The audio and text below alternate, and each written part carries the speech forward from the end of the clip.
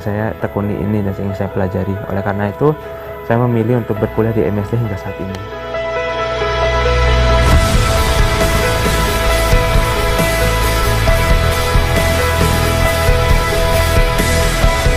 Saya memilih untuk berkuliah di MSD Yogyakarta karena menurut saya tenaga pengajarnya sangat profesional. Dan begitu saya masuk kuliah, dosen-dosennya juga sangat ramah dan sangat terbuka dengan mahasiswa, terutama dalam membantu segala kendala yang saya alami selama kuliah di MSD.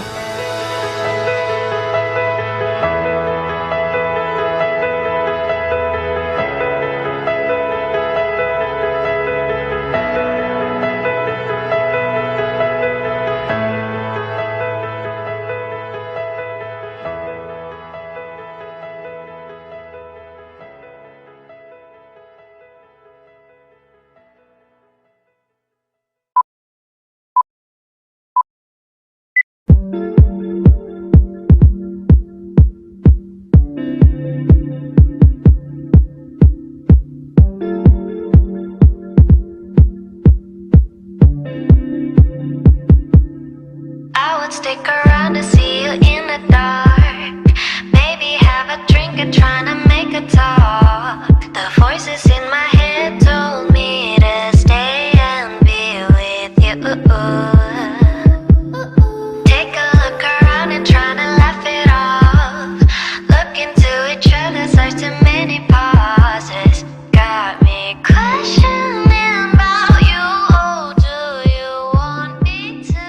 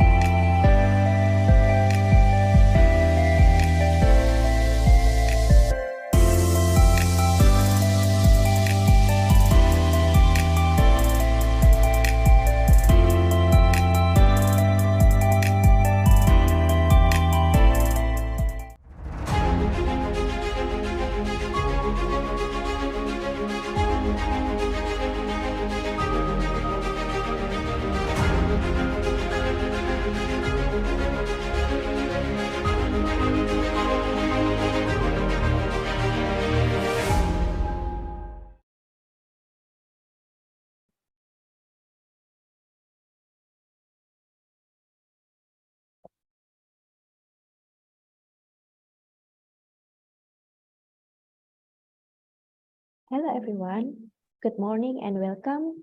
Thank you for attending our international webinar with the title Representation and Relevance of Local Wisdom in Creative Industries. This webinar will address some topics we think you will find interesting. I am Putri Alit Pranani, your host for today. Before we start our webinar, let us take a second to pray. Praying begin.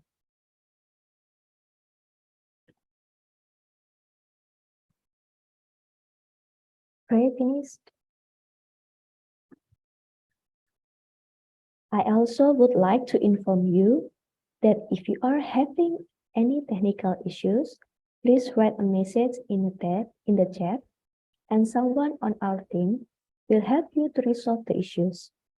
We also need to mute your microphone temporarily, but you can always unmute your microphone to speak, especially on question and answer session. Before we go to the main event, allow me first to read the agenda for today. The first agenda is an opening session with the national anthem, followed by welcome remarks for our director of MSD Academy of Visual Art and Design. The second agenda is a seminar session led by our moderator. And the last is closing. We are now in the opening session. Let us sing our national anthem, Indonesia Raya.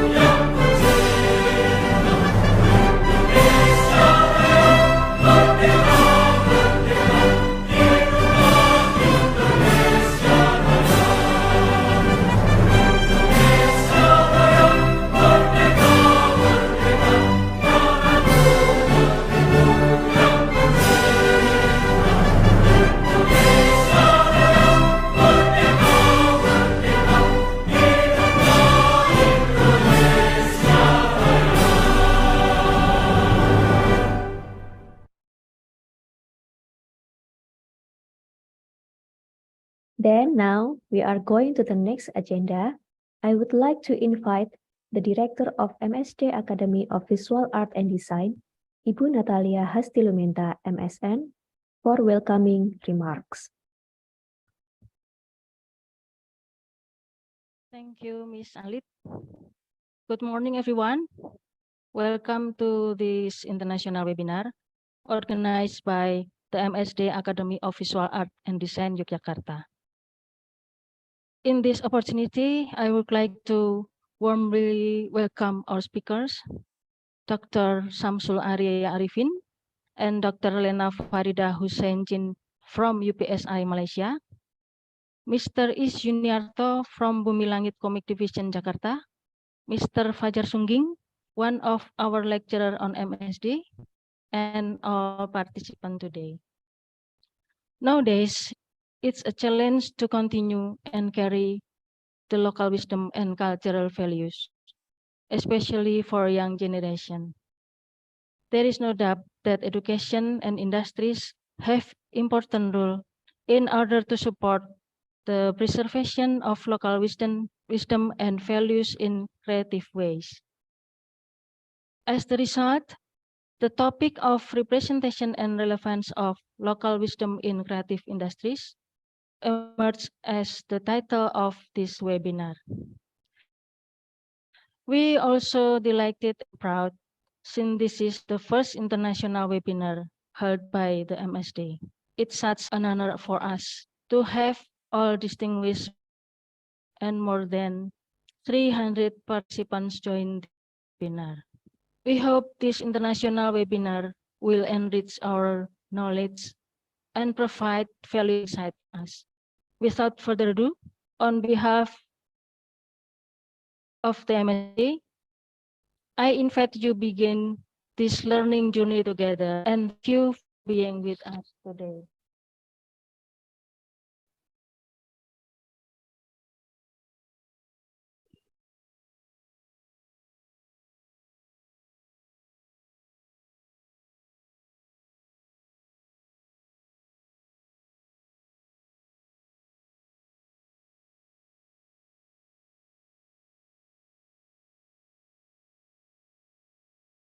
Thank you, Ibu Inta. So now we have come to our main agenda, the seminar session. All presentation and discussion will be moderated by our moderator, Ibu Desta Nursinta. Allow me to read her short biography.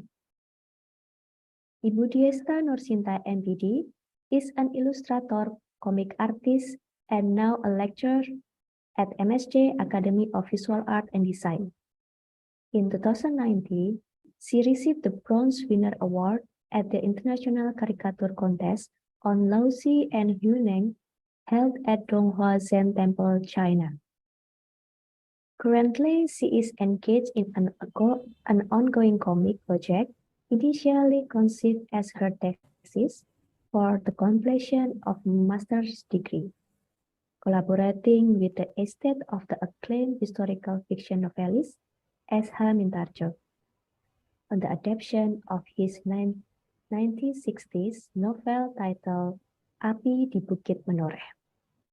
So, let us welcome our moderator, Ibu Desta Nursinta.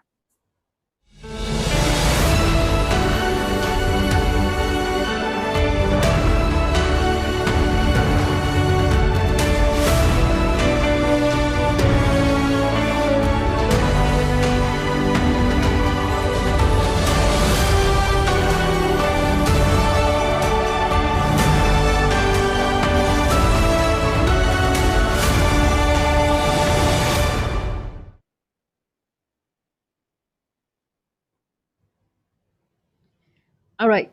Thank you, Ms. Alit. Good morning, everyone.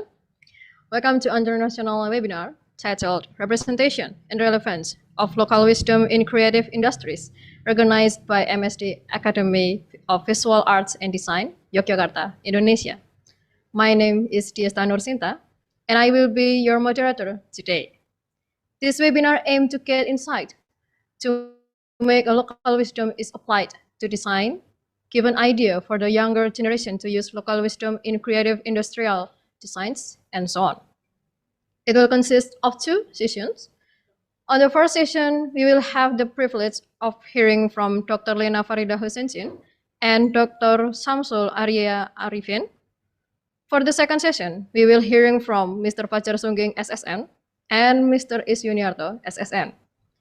Each speaker will have approximately 20 minutes for their presentation, and I will remind you 5 minutes before the time limit has been reached. And then the session will be continued by questions and answers.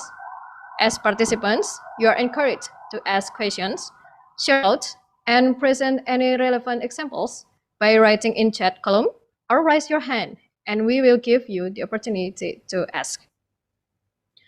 Prior to commencing the presentation by our first session, allow me to provide brief introduction to their profile. Unfortunately, Dr. Lukman Lee cannot be present today since his father has just passed away. We extend our deepest condolences for the loss of his father. May he and his private family be granted strength and fortitude during this difficult time. As a result, Dr. Samsul Arya Arifin will be taking his place for this session. Our first speaker is Dr. Lena Farida Husentin. She is a Deputy Dean, Research and Innovation, and a Senior Lecturer of Faculty of Music and Performing Arts, UPSI, Malaysia. She completed her doctoral studies from University Sains Malaysia. She expert on the field of drama, resulting in a substantial body of research, publications, supervision, consultations, and awards around the domains of performing arts, specifically drama and theater. With a profound background in the field of theatrical arts and cultural performance, Dr. Lena brings forth a wealth of knowledge highly pertinent to today's topic, incorporating local wisdom into the contemporary creative industry. Our second speaker is Associate Professor TS, Dr. Samsul Arya Arifin. Dr. Samsul Arya Arifin is the head researcher of Special Interest Group, SIT, for Educational Disability Testing Consortium of Excellence for Creative and Industry and Culture. He is an associate professor at University Pendidikan Sultan Idris, UPSI, from Department of Computer Science and Digital Technology, Faculty of Computing and Meta Technology, Tanjung Malim, Perak, Malaysia. He has more than 25 years of experience in the IT field, including working 7 years in the private IT international companies as analyst programmer, software engineer, system engineer, and IT instructor. His research specializes in IT such as in the field of mobile learning and human-computer interaction to assess user in bridging the digital and cultural gap. Please join me in giving a warm welcome to our speaker, Dr. Lena Farida Husentin. Time is yours. Thank you, moderator. Pertama sekali izinkan saya bercakap dua language ya, English dan juga bahasa Melayu. Well, today I will present a topic on nurturing local wisdom in Malaysian creative work, understanding, preserving, dignified heritage and knowledge. For your information, I'm from the theater, so I will be looking in the performing arts as in theater, dance, traditional theater, and also literature in play. So let me introduce about local wisdom can be applied to the creation of novel and innovative products. For example, a community with a tradition of weaving, for instance, can use this knowledge to create some novel textile, clothing, or other objects in design. So basically, we use this type of local wisdom in our creative works, such as our theater performance, film, and also lots of creative work in contemporary works. Okay, secondly, is a local wisdom also be utilized to create novel forms of entertainment. A community with a tradition of storytelling, for instance, can use this information to create new films, televisions, programs, and performing arts production. In this discussion, I will discuss in Malaysia perspective. Well, Malaysia is a multicultural country with a long history of a wide spectrum of indigenous knowledge, and the wisdom passes down by oral tradition from generation to generation, and it reflects the particular manner Malaysians have engaged with their environment. Meaning local wisdom is in creative industry have been a major role in preserving Malaysian heritage and virtue. I will show you some example after this. And we look into Malaysian indigenous wisdom is a great resource that can assist the country in addressing some of its current difficulties. Wisdom that emphasizes the significance of the community, for example, can be utilized to enhance social extension, social cohesion, and address concerns such as poverty and crime. Wisdom that emphasizes the importance of respect can be used to foster interfaith harmony and tolerance. In addition, wisdom also emphasizing the significance of balance and can be used to support sustainable development and environment conservation. So if we look at Malaysian traditional wisdom, is really rich and diversified heritage with much to offer to country and the globe. It is critical to preserve this knowledge and pass it on the future generation. It is a valuable resource that can help communities in a variety of ways. Local wisdom must be recognized and valued in order to pass down the future generation. For your information, Malaysia government has long emphasized the creative sector as a vital driver of economic growth. Tax, incentive grants, and training program are among the policies put in place by government to help the creative businesses.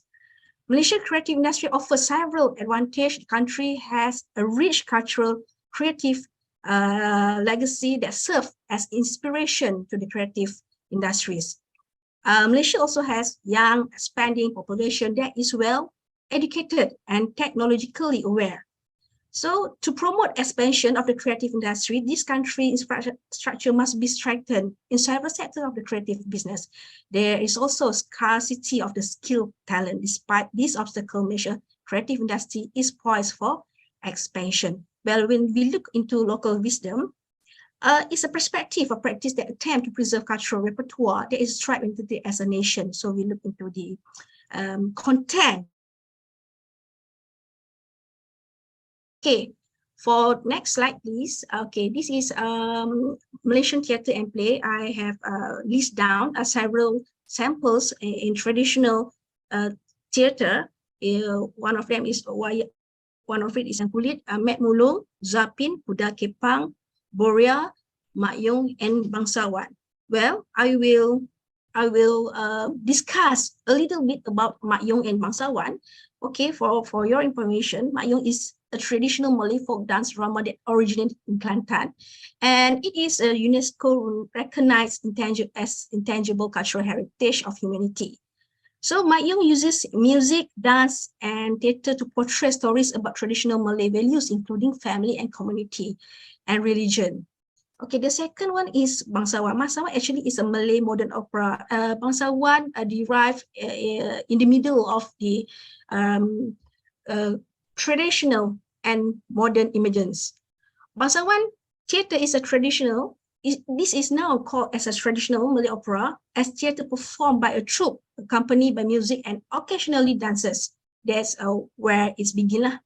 It is widely spoken throughout Malaysia, Indonesia, Singapore, Brunei, as Malay cultural realms. And the Malay Peninsula, Riau Island, Sumatra, and coastal Borneo are home to the art of this Bangsawan genre.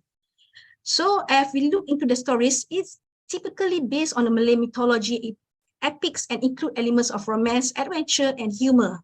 So we can, Bangsawan actually started around 1880s.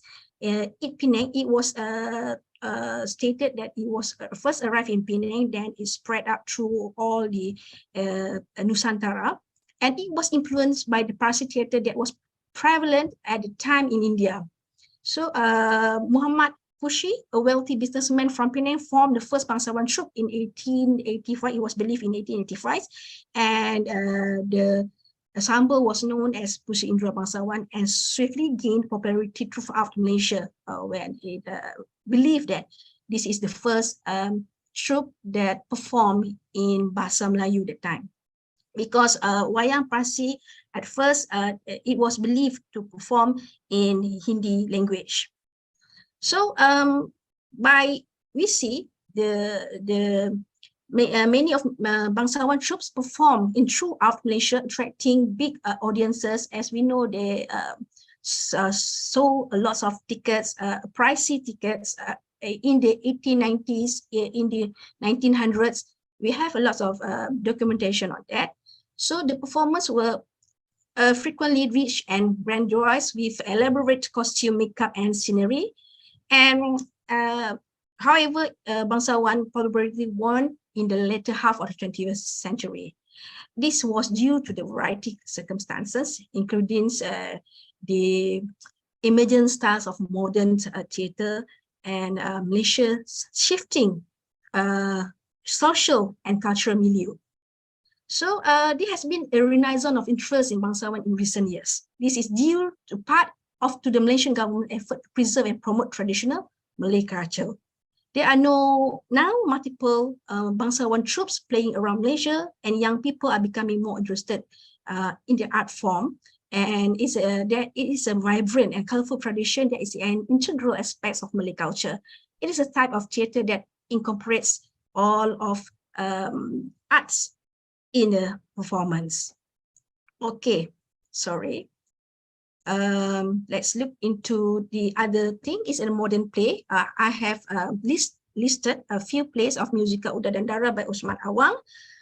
We could dash you Mr. Birch by Kituan Chai, and The Court by K.S. Maniam and Anak Tanjung by Nordin Hassan. Well, this is also a really big place that reflects on the local wisdom in Malaysia.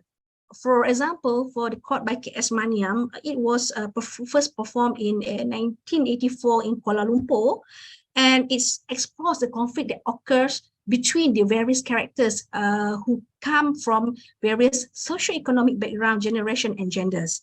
So in this character, one of the character named Munyandi, a young man seeking to find his place in the world, his main character. He is caught between the East Indian community's traditional tradition and the plantation modernizing influences. He is also troubled about his relation with his severe and demanding father. So the other characters in this drama are dealing with personal issues. Munyandi's mother, for example, Lakshmi, is a traditional woman who is dissatisfied with her marriage. Munyandi's sister Lila is a rebellious young woman seeking to make her own place in the world, and Kali, a young woman working on a plantation, is striving to escape the poverty and mistreat she is subject to. Actually, The Court is a sophisticated and subtle play that examines the various elements that shape the lives of persons on society's periphery. It is a moving dramatic play that provides insight into human condition. So a few topics that discussed in this play, we can see about the clash of the traditional and modern values and generational strife between parents and children, gender inequality between men and women, and the disparity between the rich and the poor, and the search for one's identity and the quest for meaning. So we look into another play. This is a play entitled Anak Tanjung. It was wrote by Nordin Hassan in 1989. It is a historical drama that portrays the story of the Malay people under the British occupation of Malaya. And the play is set in the village of Tanjung Pinang and follows the lives of different individuals as they deal with the effects of the British. Lela Mayang, the play's lead heroine, is a young divided between her traditional Malay values and the modernizing effects of the British. Okay, and this character also mixed feelings about her connection with her father, the traditional Malay who is aroused to change, and the other character in the drama are dealing with personal issues. So we can see the village leader Raja Bersiung is attempting to maintain his customary authority in the face of the British, and we can see the character of the village Imam Pak Lebat is attempting to reconcile his religious conviction with the changes that are going place, and our Lela Mayang's boyfriend attempting to find his place in the growing world.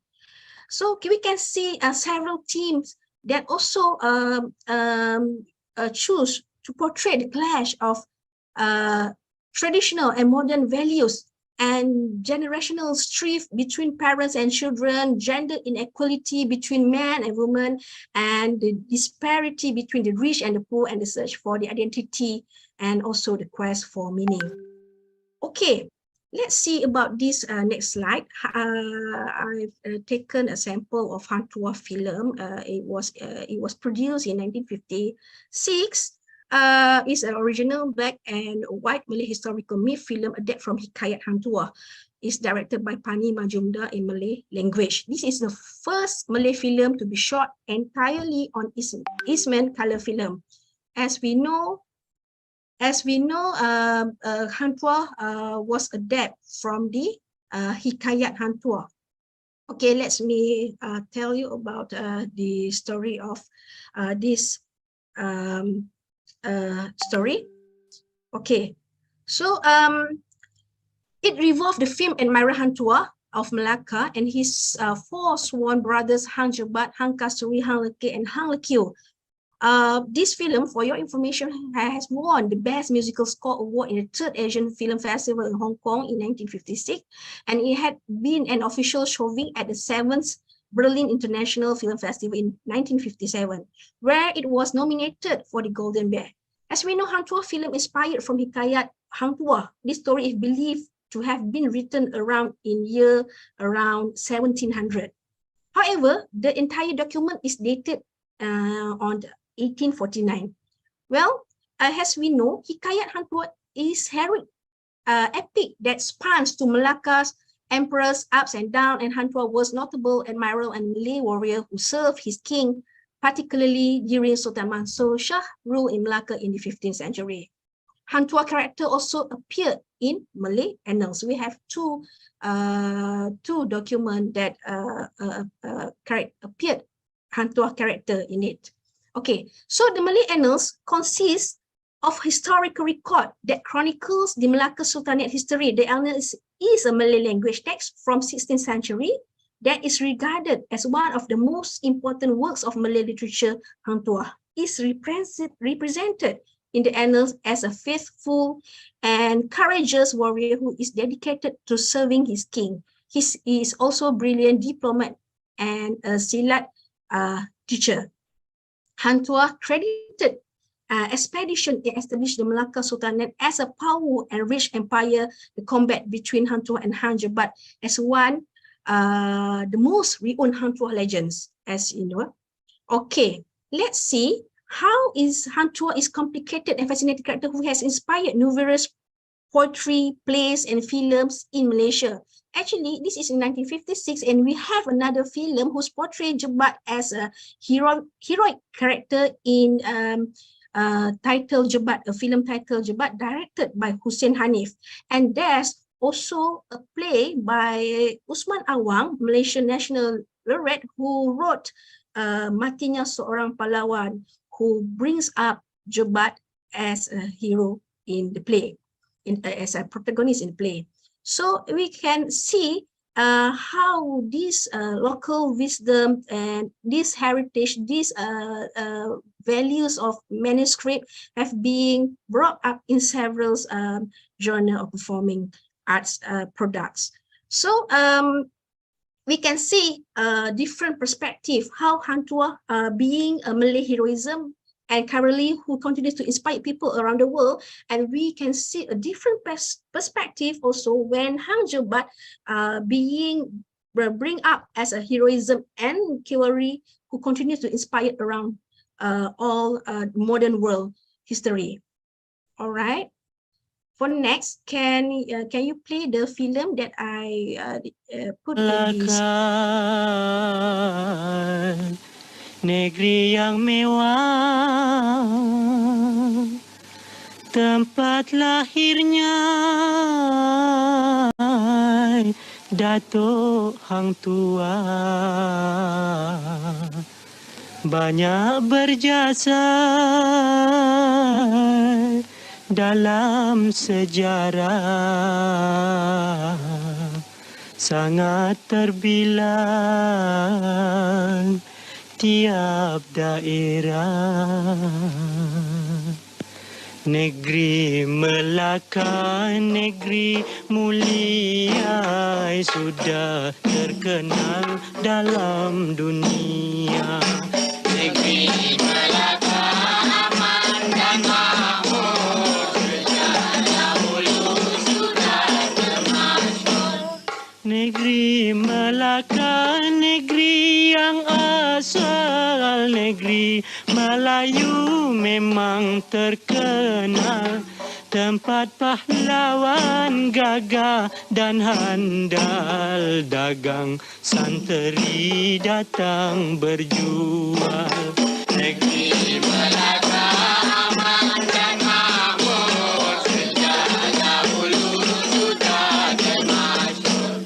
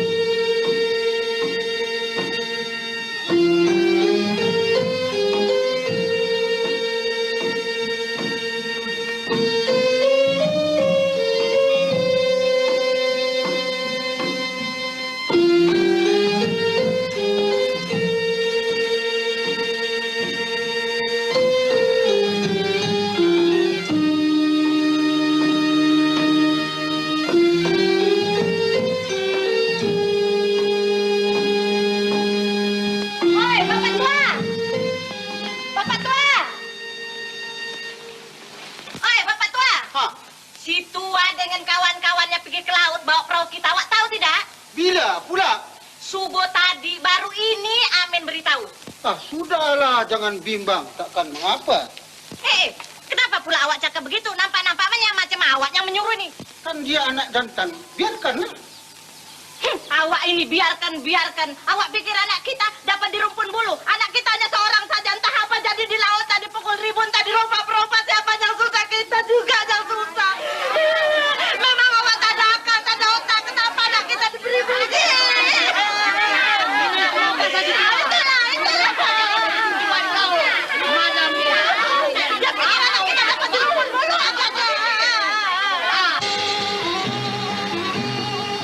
Lekas turun, lekas. Turun lekas, sembunyi. Ambil tempat masing-masing. Sembunyi lekas. Turun lagi lekas. Ambil tempat masing-masing.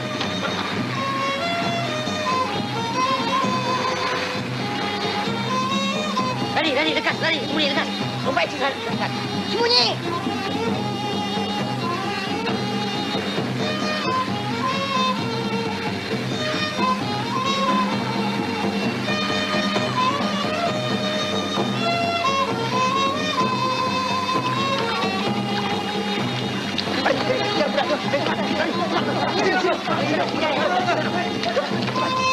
Naik ke lagi, berpecah dan bercuri tahu.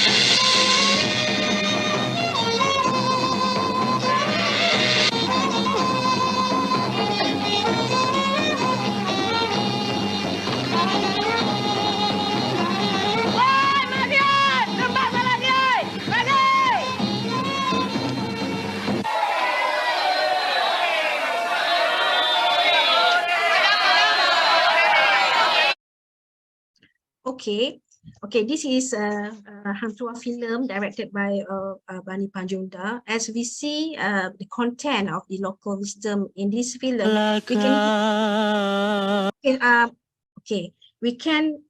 we can still hear until now the traditional poem, Malay poem is the syair, and also the silat music, the berdendang. And we can see also in the portrait of the scenic house and scenic on the anyaman bertam and the baju Melayu tanjak samping that all the characters was Malay weapons such as tombak, keris, and etc.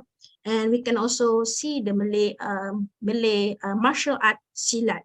Okay, so my concern is how we enrich our film with all types of content from historical, and we bring up in a manner of local wisdom enrichment to our product. I mean our creative work.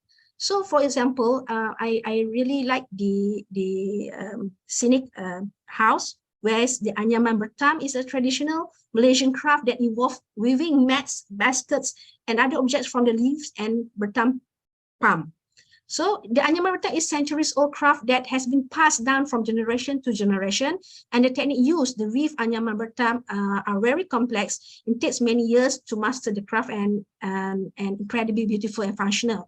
So we can look lots of things inside here. I think time is quite new. Can we move to the next slide, please? Okay, I'm not going to play this because my time concern is we already. Do we still have time, moderator? Moderator, actually, it's already time. Finished. Okay, can I just skip or how? Actually, yeah. Okay, can I just skip? At this conclusion, I think. Okay, conclusion. Okay, before the conclusion, okay, actually I have another sample of a bangsawan performance who is conduct in the film of Anakku Sazali. Okay, never mind, you can look into that after this. And another slide is the example of the Malaysian movies that promoted local wisdom in their content and also their artistic work. So I have this down around 4 film. And then, so the conclusion of my talk today, conclusion is local wisdom is inspired innovative concepts and ideas and provide a sense of belonging and identity, and local wisdom also advocate for cultural diversity. Okay, thank you. Back to you, moderator. Okay, thank you very much, Dr. Lena, for the presentation. Now, we're moving to our second speaker, Dr. Samsul Arya Arifin. You're welcome to begin.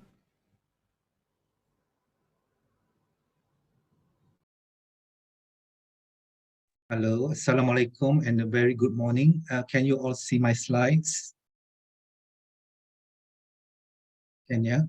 Okay, you can hear me. Can hear me clearly, yeah? Okay, let me change the presentation. So, thank you, Arts and Design Visual, for inviting me for the conference. Actually, I just have this late notice yesterday from Dr. Tejo from University Gadjah Mada, and Alhamdulillah, now I'm here. I'm going to present about this topic of local cultural design principle in human-computer interaction in this talk. So why does I choose this area? Because actually, when we want to design something, we tend to forget the user.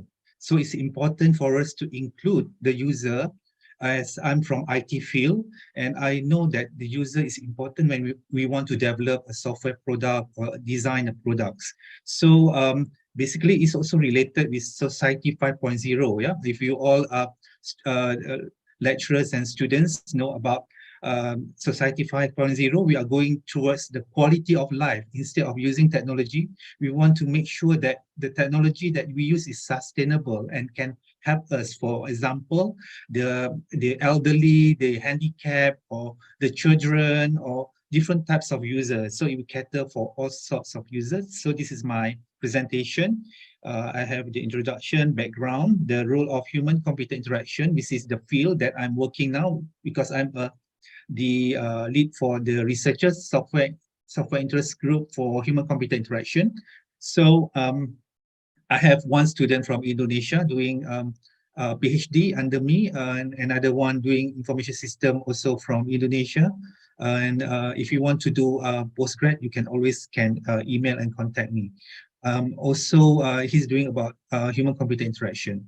And I'm going to talk about Malay culture context because this is the local context for our scenario. And we are proposing the design principle for designing the product. So meaning that previously, when we want to design a software product, we tend to neglect the cultural values. So we want to inject, or we want to embed these cultural values in order for us to make it usable and to make sure that we can sustain and preserve the culture. And then I will highlight some future works. Okay, designing for cultural sensitivity in human-computer interaction involves considering the cultural context and values of the user and incorporating them in the design processes. So this approach recognizes that different cultures have unique perspective, preferences, and way of interactions.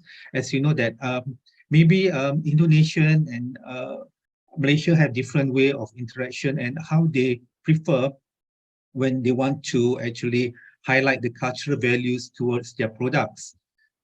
So I'm focusing on this mobile technology area, and we found out in the digital areas that is lacking of local content when I was doing that before COVID-19. And actually in Malaysia, we follow the the Ministry of Communication Design Guideline when we want to design a cultural content, because our cultural content must have the cultural values, must follow certain value that we need to prevent, such as obscene words and obscene image or something that is not actually suitable for the Muslims, or I mean the Eastern values, that cultural values that we have over here, because these are the majority here are Muslims and from Malay culture. So from previous research, Young has acknowledges there's a lacking of guidelines for local culture for information of ICT, and I've highlighted this for this local design guideline, because when we want to design design guideline, previously we refer towards the Western idea on how we want to design the software. So basically now I try to portray it. Well, okay, this one I want to ask the participants, so you know what this.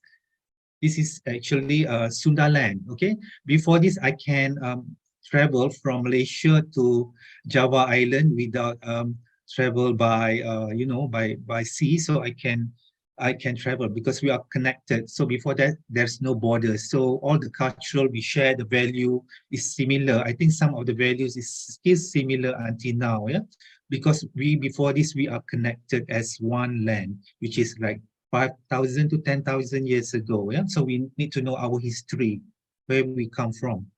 And these are actually the first visual arts that we have, which is in the cave of Sulawesi. Yeah? If you know Sulawesi, and I also have connection with the Sulawesi because my ancestors also come from there. So so over here you can see this is a portrait of visual art design, I think about 40,000 years ago, when the human migration, yeah, you know the human migration, they from out of Africa theory, they come out and they go through past Asia, and then they pass Southeast Asia, and they go to Indonesia, and they ended in Australia and the Oceania. Yeah. So of course, if you know Hollywood, yeah, very importantly, this is Western culture. They portray the Mulan, they have Pocahontas, they have Aladdin, they have this new Polynesian Moana. Yeah? These are all the local cultural characters, which is their own local heroes. And they portray and they put it into the Hollywood scene so people can appreciate their own local substitute, even though they're speaking in English, but they have certain values that they can embed in those traits. Yeah, for example, like the Chinese culture, they try to embed of hardworking and persistence. The Polynesian, they have of this I mean, respecting the values and also sailing, and the Arabian culture, right? The very rich trading cultures. And then we have the Pocahontas respecting the nature. Eh? And then now we move on to the Malaysia characters, the digital content that we have. Like if you know Boy Boy Boy is very popular. I think it's still popular. And we have also products, merchandise products, all I think more than 10 products for just this cartoon. Yeah, we have the T-shirts, we have the films, we have the dramas and all the characters. Yeah? And also we have now we have recently Agent Ali and others. Yeah? So because of this characteristic is lacking in the education field, so it's also being assigned by the UNESCO. The UNESCO also has highlighted that because we lack of this in Asia, especially during the COVID-19, I think everyone tried to be on digital platform. Yeah? So why is it important? We need to understand the needs and user experience. If you know and look of UX, I think some of you will become UX designer or UX researcher in the future. So you need to know, we need to understand the user. And why we need to know the user before we create the local content or the embedding the values that is suitable for them, and it must be benefits for your targeted users. Yeah. So by embedding this, we back to the Malay culture, it will benefits the local communities, especially the students and the academic in the local cultural studies subjects such as history, archaeology, cooking, and languages. Yeah? So back to the human-computer interaction, the area, the broad area of human-computer interaction actually involve computer science, cognitive psychology. We need to understand the user, the behavior, the attitude of the user, yeah? The design, and then the engineering parts, the ergonomics part, because sometimes if you are sitting too long, what happened to you? If your eyesight is look into the flickering digital and is not suitable for your eyesight, it can actually damage your neurons. And also we need to understand what are the philosophical behind the digital content that we want to create, and the AI. And nowadays we have the AI, artificial intelligence. So this is the current uptrends of how they can actually embedded in this human-computer interaction. So human-computer interaction is multi-fields that integrate in the computer science, yeah? So that we actually make use of it when we want to design products. So as you know, there are user experience and also there's service design behind the scene. Yeah? So the user is going to use, let's say, the machine teller, and then there's someone working behind the scenes, providing the services, the correct information or data to the user. Yeah? So this is like the some kind of conceptual diagram of user experience where we provide the service to the user, whatever service it might relate with the local culture itself. So in doing human-computer interaction, there is a theory beneath it, which is user-centered design. In user-centered design, you need to understand the context, why you need to use it, for example, for the local cultural perspective, and then you need to specify the user requirements, what are the user needs. Normally, you will ask and interview the user, you will do ethnography study, which is actually you're going to be with the community for few months or even years to understand the local culture, how they behave. Yeah, for example, I think Indonesia is a very large nation. I think you have lots of and you have, very large communities and ethnics. Yeah? So you can understand every ethnic has their own specific needs, and also you can provide them with the design solutions after you have understand the what are their requirements, what their needs, not what you need, but what they need actually, what the user need. All right, that is very important. Understand your user, what the user needs, and then after you have the products, you need to, or the prototype. Yeah, firstly we have the prototype because we don't want to build the product first.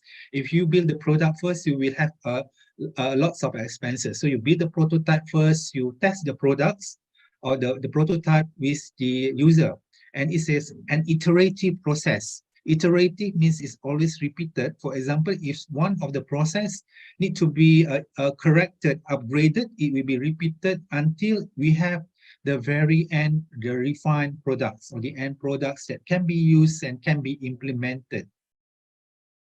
So you need to know that user interface, when you use in the computer science, because I'm from computer science field, there is a user experience and user interface. And user interface is the layout, the visual design, and how you rebrand your products. Yeah? But beneath it, you want to do user interface to get the right design, you must have the user experience research. Yeah? And so what are the user experience research? You need to understand. You must get the persona, you know, persona, the character, what are the stories, yeah, what are their life, the lifestyle, and then you need to evaluate the prototypes, you need to do the user research, you need to interview, and so forth. Yeah. So the user-centered design also involves design thinking. So design thinking is a whole process that firstly you need to empathize the user, you need to understand the user nature, the character of the user, the pain point, the pain point of the user, what makes the user actually have challenges in doing their ordinary life. For example, you want to study the fisherman, or maybe the agriculture in the paddy fields. You need to empathize them first. What they need actually, what kind of process in their life they are doing, yeah.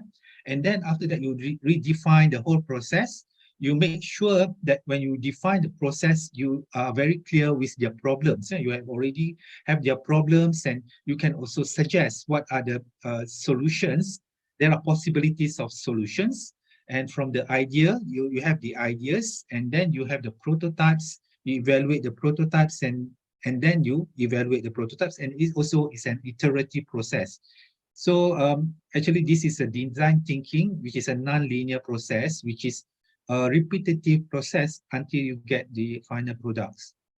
And in the between, you have also design sprint. Yeah? Design sprint involved in the development phases of the software, where you can understand, you sketch the idea, and then you decide which idea that is suitable, and then you develop the prototype. Normally, you can develop by paper and pencil, or you can use pen, or you can even use software tools that are available in the market. I think you can use mobile apps also, yeah. And you can evaluate the prototype for your this process.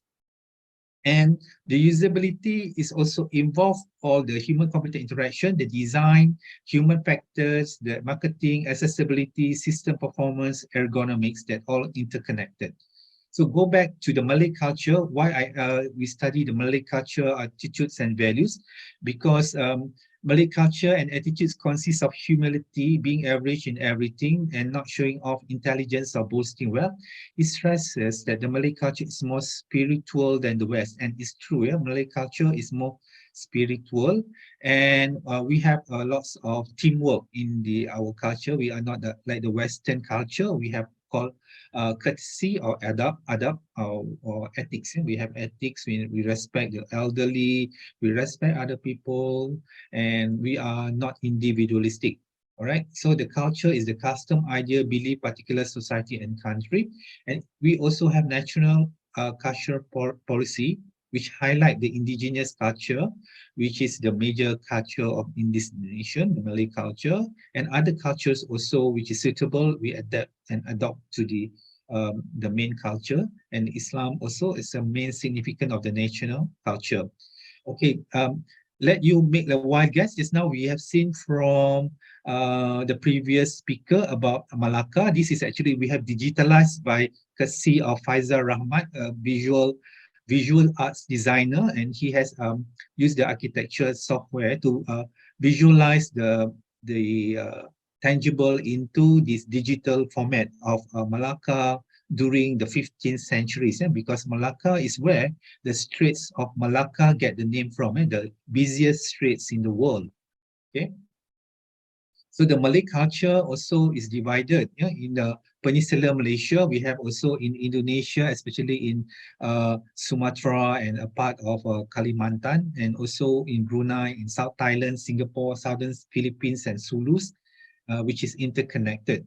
So it's also connected with also in Jambi, from the GNA, also saying that the Malay culture is one of the oldest ancient culture in the world that have emerged from the Sunda shelf. Right.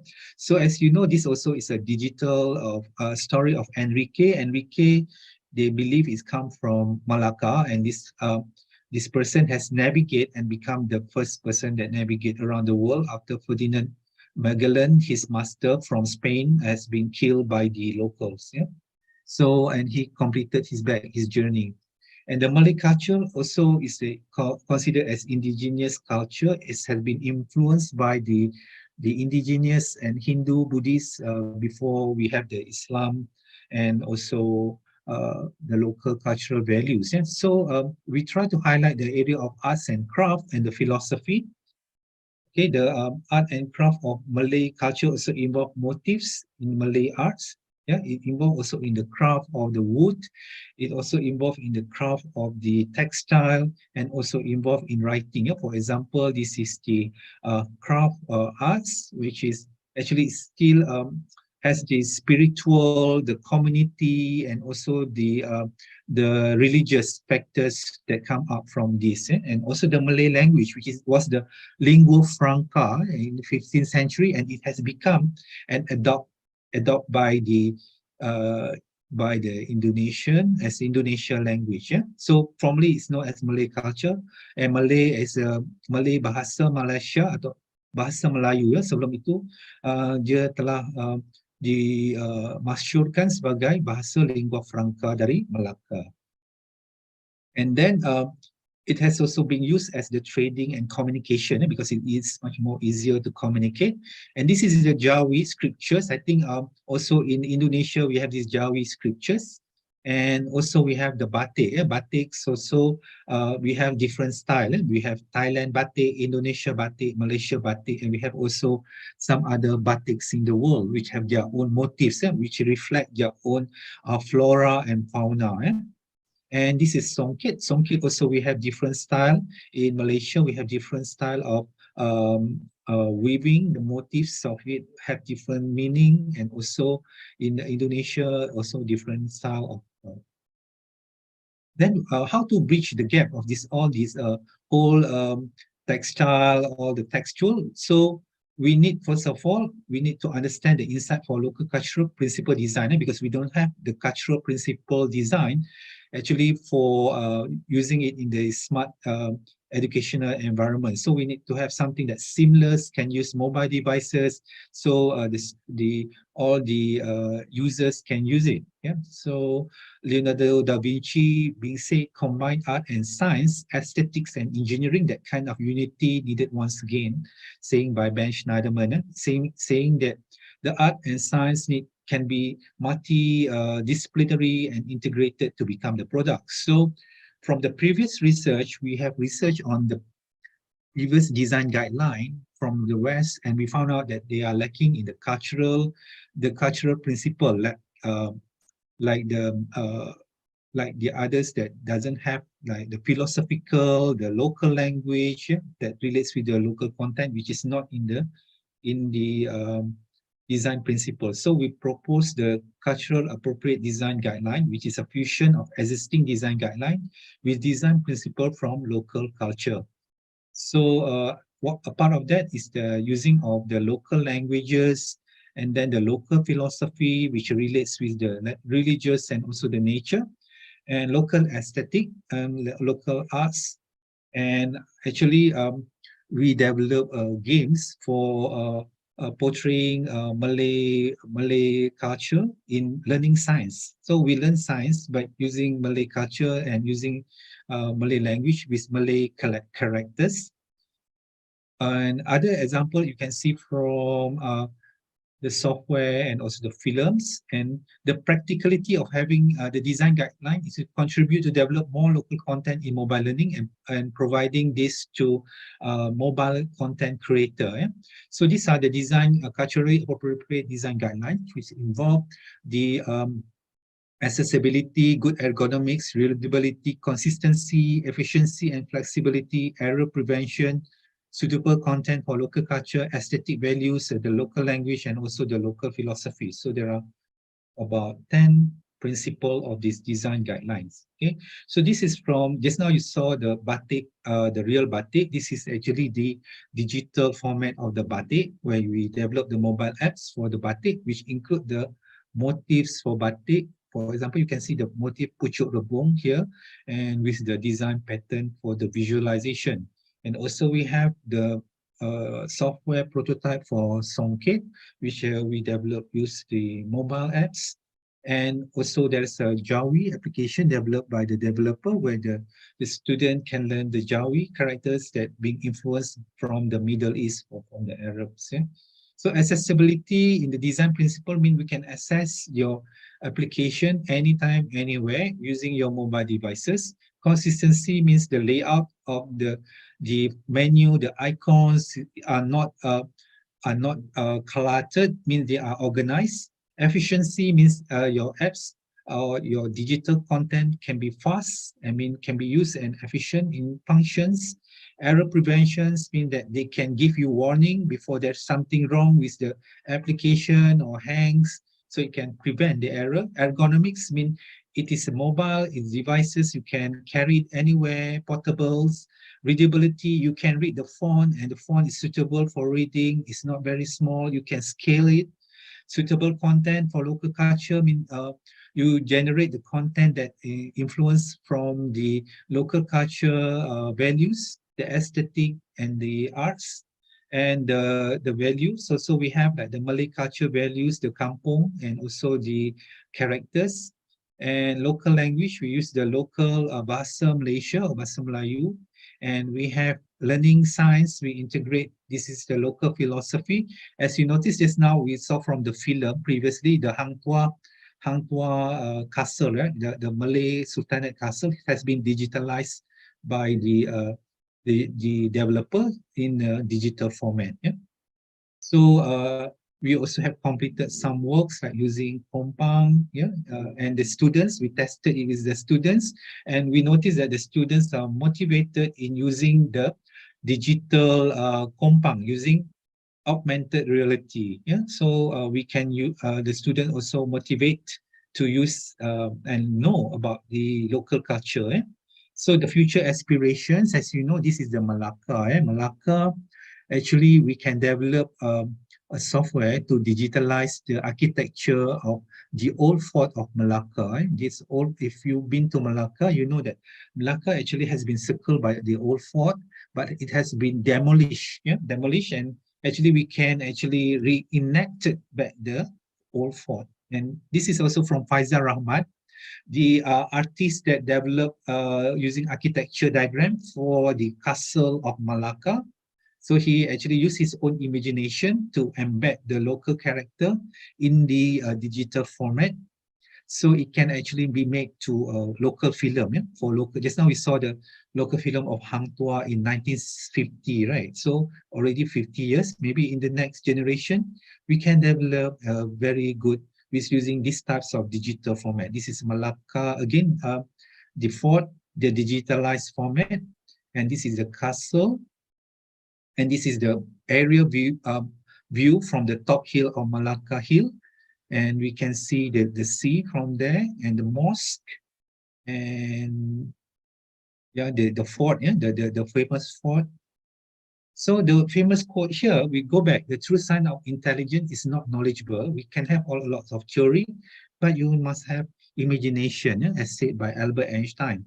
Actually, I've been to Yogyakarta, Sono Budoyo, the museum. I've seen the digital, I mean, the Ramayana, Sita Dewi and the Rawana, they fight using the digital, which is, I think, very good, which is actually, you portray the local aesthetic, local values, and local philosophy in the that particular digital virtual reality, or mixed reality. So there's no beauty better than intellect, what's said by Prophet Muhammad sallallahu alaihi wasallam. And there are also case studies around the world, right? Like indigenous art and digital platforms in Australia. Maybe you can study and research for this. Traditional craftsmanship and design in Japan. Cultural heritage preservation through virtual reality in Peru, in Machu Picchu. So, so human-computer interaction approaches for local wisdom integration by designing for cultural sensitivity. Yeah? So you need to know the cultural sensitivity. Co-creation and participatory design mean you involve the user from the beginning of the development of the products. You don't let the user. The user is very important. It's the center of the prototype making, and you need to also integrate it with technology mediated cultural exchange, and you can have digital storytelling and interactive narratives in of these approaches for local wisdom integration. So opportunities for this in human-computer interaction research and design, user experience design for cultural heritage, collaborative tools for co-design and co-creations, context-aware technologies for local wisdom integration, ethical guidelines and frameworks for cultural representation. So these are the opportunities for future research. So any students from Indonesia that would like to do your master or PhD, you are always welcome. You can contact me in the future. You can be one of my students doing one of this research, yeah? Inshallah. So this is the references, and these are actually the digital format, and this is me testing the using the this virtual reality. Actually, I tried to use it in Sweden lab, yeah, in human-computer interaction. I think that's all. You have any question? Please ask after this. Thank you. Thank you, Dr. Samsul Arya Arifin. Okay, now we are moving to our question and answer session. Please participant, now you have 20 minutes for ask. You can raise your hand or typing at chat column. Okay.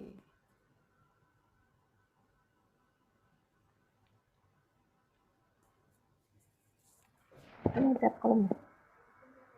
Okay, we are directly to read at a chat column first. Okay, let me see. Okay, Dinda Satya okay. How can I think it's for Dr. Lena.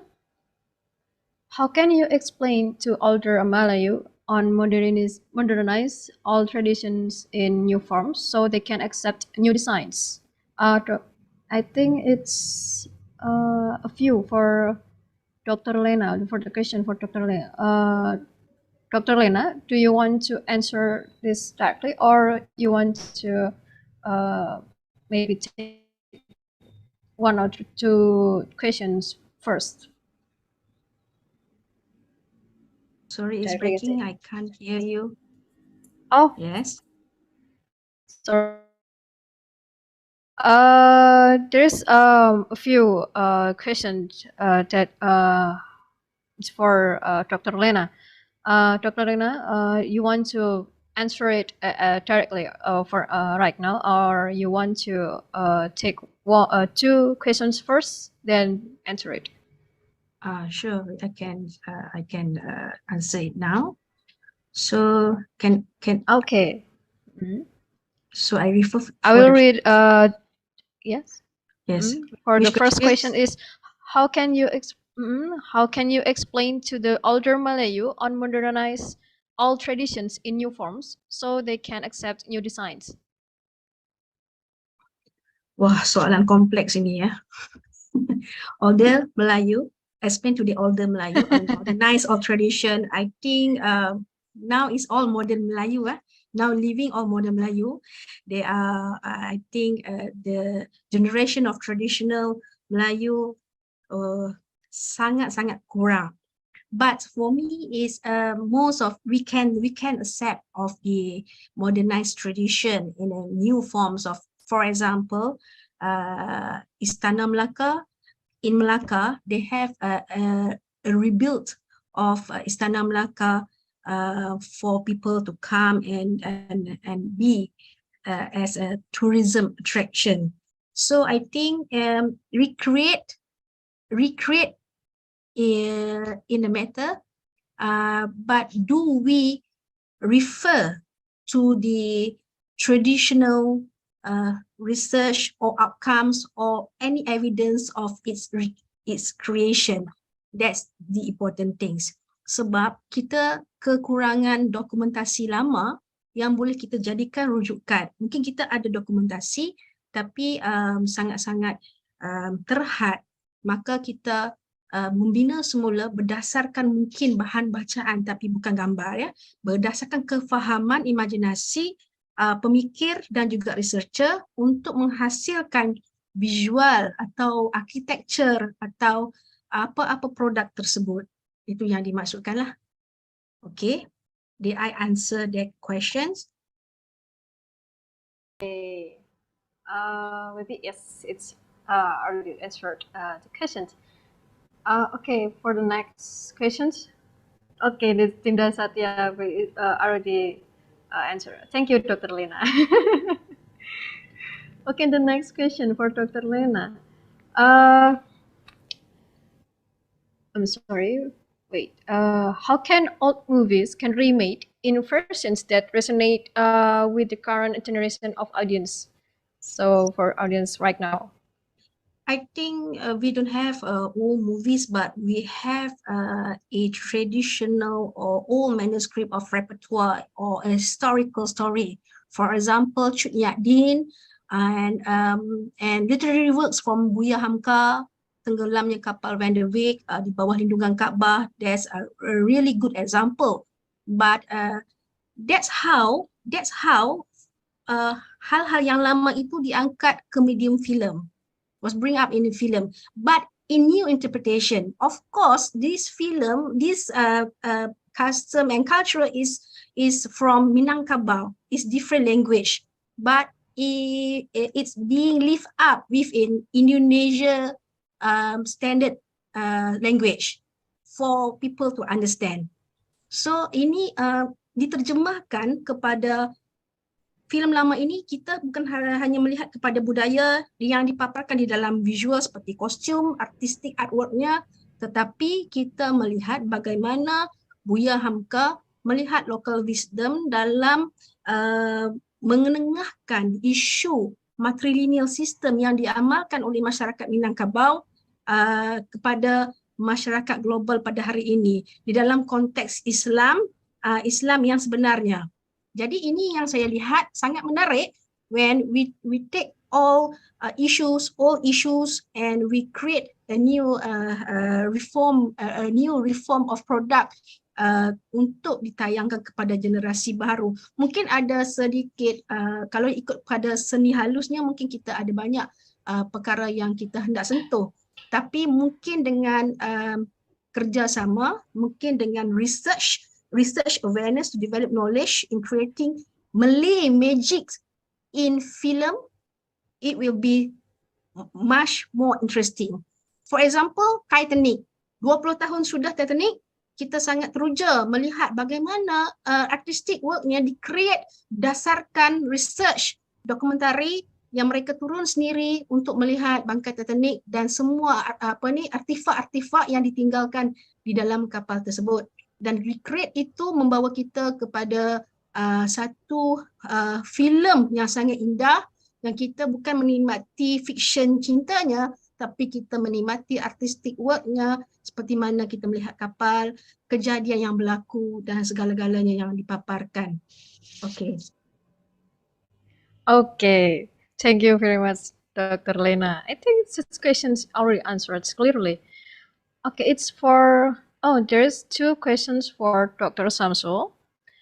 For the first question, as you mentioned about put attention on user experience, how develop technology that also friendly for various generation, not only for the young generation, maybe for the old ones, maybe, yeah, or teenager. Okay, thank you, Doctor, for this question. Actually, the user is still important. We still need to involve the user. Anyhow, we, for example, as I mentioned just now, earlier, we have this participatory design where we involve all the user in the workshop and we brainstorm the idea. It doesn't necessarily being only younger generation. It can also be different generation. I mean, all the party that interested to do or to add the content for this particular themes for this or local culture. So we invited them, and then actually from this group of people, we come out with the idea. Actually, of course, we cannot generalize all the idea, but at least we have done some user study that involve the user who are interested to participate to this design thinking, for example, design thinking workshop where they have brainstormed the idea, they define the idea, and then they also develop the prototype and they evaluate the prototype. And of course, I mentioned just now, we have this general usability, which is actually acceptable by all people. But of course, we have certain design principle, which is focusing on the particular elements of local cultural values, which is actually we need to involve the user itself. I mean, it can be the representative of one generation, or maybe there are few from certain age, and then we regroup them together in a workshop, and then we actually give them time to discuss the idea, and we monitor the progress of design thinking and also participatory design. So we have some participants from them. Yeah, I hope we answer your question. We must involve the user. Okay. Thank you, Dr. Samsul. Okay, there is 2 questions. I think it's just another one. Untuk 2 maksud saya 2 pertanyaan ini sudah cukup ya. Kemudian dari from Henning Tias Widowati, for Dr. Samsul, in a more and more global world, it's getting harder to identify what is your local culture. The question is, what are the criteria for a certain item of culture so that it can be defined as a local Malaysian culture? Okay, thank you, Dr. Desta. Okay, for this, actually, the answer also like previously, we involve the user, but as you know that Malaysia is a multicultural countries, right? So we have our own Malaysian value. So our Malaysian value must consist all the values that actually we as the Eastern, as from people from the East, that can accept. For example, we have the common values among us like collaborations, we have kerjasama, gotong royong, itu semua adalah ciri-ciri ketimuran yang perlu kita amalkan. I mean, that is very common. That is the main principle. And after that, we can go very specific value to the local culture, which we look into the segment, which one is actually being used. For example, selalu digunakan. Contohnya macam tekstil, batik tadi kan, ada motif-motif dia, ada songket dia. We tengok siapa hero. Who are the hero? Like we have Hang Tuah, we have several maybe architecture ataupun dia punya concept that we still use. So from there we actually can decide. But the most common thing is the Eastern value. The nilai-nilai ketimuran itu adalah nilai-nilai Malaysia. Malaysia value is come from the East. The nilai-nilai ketimuran yang masih kita amalkan dan juga nilai-nilai lain ataupun prinsipal-prinsipal lain yang seperti yang saya nyatakan tadi tu, kita ada prinsipal falsafah, prinsipal nilai estetika, bahasa dan satu lagi tu kan. Jadi kita actually gunakan itu untuk guide. Kita boleh tambah, kita boleh ubah dan sebagainya sebab design principle is not something static. Dia boleh diadaptasi dan dia boleh juga melihat kontekstualnya sendiri. Jadi boleh gunakan design guideline yang saya tunjukkan tadi itu sebagai satu cadangan, kemudian diubahkan kepada design guideline yang ikut kepada konsep lokal sendiri ya. Mungkin yang gunakan untuk Indonesia, untuk Thailand, untuk Philippines ya. So kita boleh gunakan yang lain-lainnya. Okey, saya harap dia dapat membantu menjawab. Yes, I think it's really clear. Yeah, standing Tias Widowati for to define as a local Malaysian culture. Okay, I think it's two left questions. Sri Yono, you raise your hand. You can, please, operator. Can you unmute Sri Yono? Giving me a chance, but I'm really sorry for not opening my camera because the connections in Boyolali is not really good. So I'm really sorry. I just speaking here. For one thing, I would like to say thank you very much, Dr. Lena and Dr. Arifin. I think it's a nice presentation. For one thing, I would like to give you appreciations for your what we call it, a film, and the title is Upin Ipin.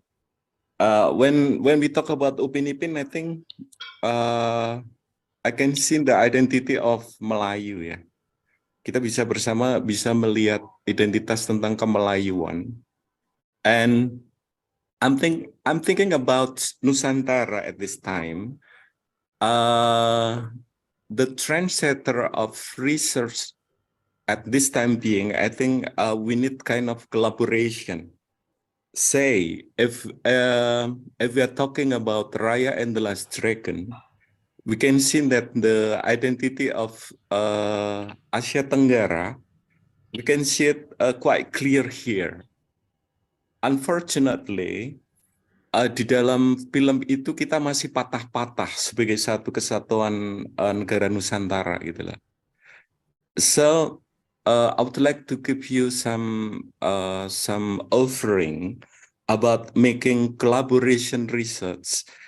For one thing, I would like to introduce myself that I am researcher from BRIN, Badan Riset dan Inovasi Nasional, and I think it is good chance for us to make a collaborations about how to find out about our own identity, especially for Asia Tenggara, and then we make kind of collaboration of research, and then by cultural sensitivity, we are going to find out about what is the real our identity about Nusantara, and then after find out about this our own identity about Nusantara, and then we make some collaborations how to elaborate about this what we call it kearifan lokal and this thing, so we can make a a big product that represents about Nusantara. It's not just about Indonesia and Malaysia itself, but we included Brunei Darussalam, Singapore, Thailand, Philippines, and I think there is one product that we could be connect sebagai konektornya itu. We have a story about Panji.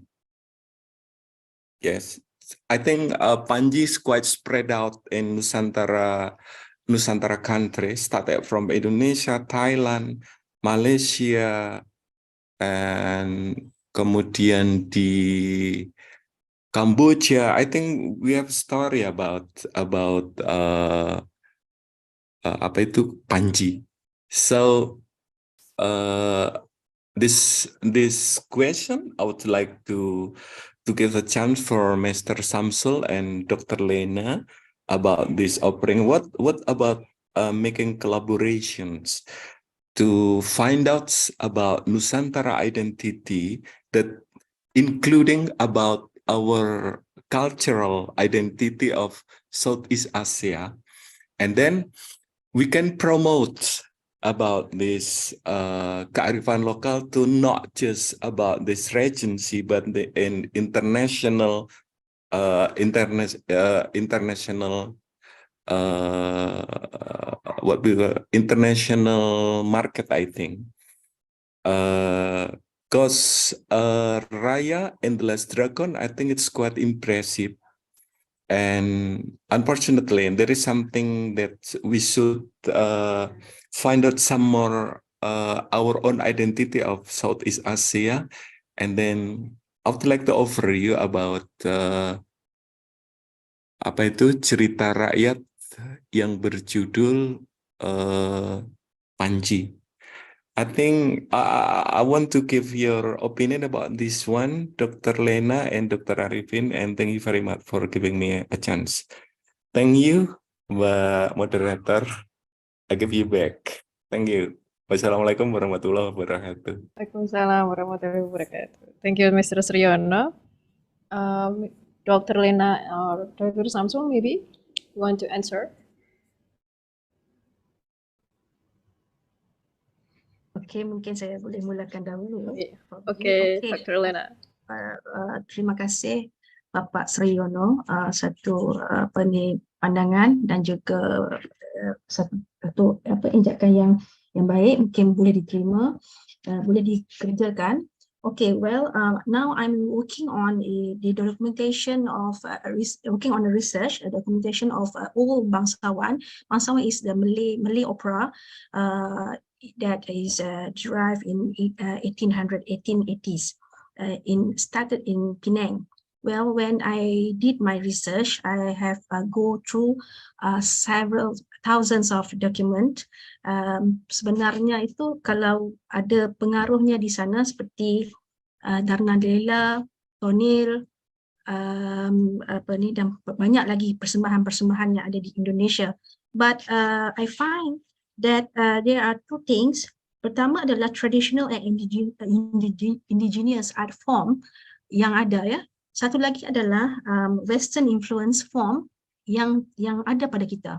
Jadi kalau kita mahu bermula itu di mana? Seperti hikayat Pendawa Lima tadi kan, cerita Panji seperti Panji Semirang dan hikayat Pendawa Lima dan sebagainya, hikayat Mahabharata dan sebagainya, itu kita melihat bukan sahaja di rantau Nusantara, tapi diasporanya berlaku di rantau Asia. Okey, jadi bagaimana mahu bermula persoalannya, dan kita harus mengerjakan dahulu kerja-kerja pendokumentasian awal, mencari bahan-bahan paling awal untuk mengesahkan keabsahan apa yang kita cari. Kerana influence for each locality is different. For example, when wayang kulit derive in Jawa, in Indonesia, they have their own forms. When it is in Malaysia, it comes up with their own form of ni. Jadi kita nampak ada perbezaan. Contohnya di sini main hikayat Sri Rama, di Indonesia ada juga memainkan hikayat Mahabharata dan juga cerita Panji-Panji. Jadi di sini kita di sini ada juga seperti Mak Yung Riau sebagai contoh. Di Indonesia ada Mak Yung Riau dan di sini juga ada Mak Yung. Di sini juga ada Mek Mulung dan di Thailand juga ada menora, lakon dan sebagainya. Kita melihat diaspora ini the art of form hampir sama, tapi ada perbezaan dan ada repertuar yang berkongsi dan ada repertuar yang tidak berkongsi. Maka kita kena back to the basic to see the fundamental, how it was created, bagaimana dia di-attach dengan masyarakat pada zaman dahulu dan kemudian membawa kepada pembiasan diaspora itu ke seluruh dunia.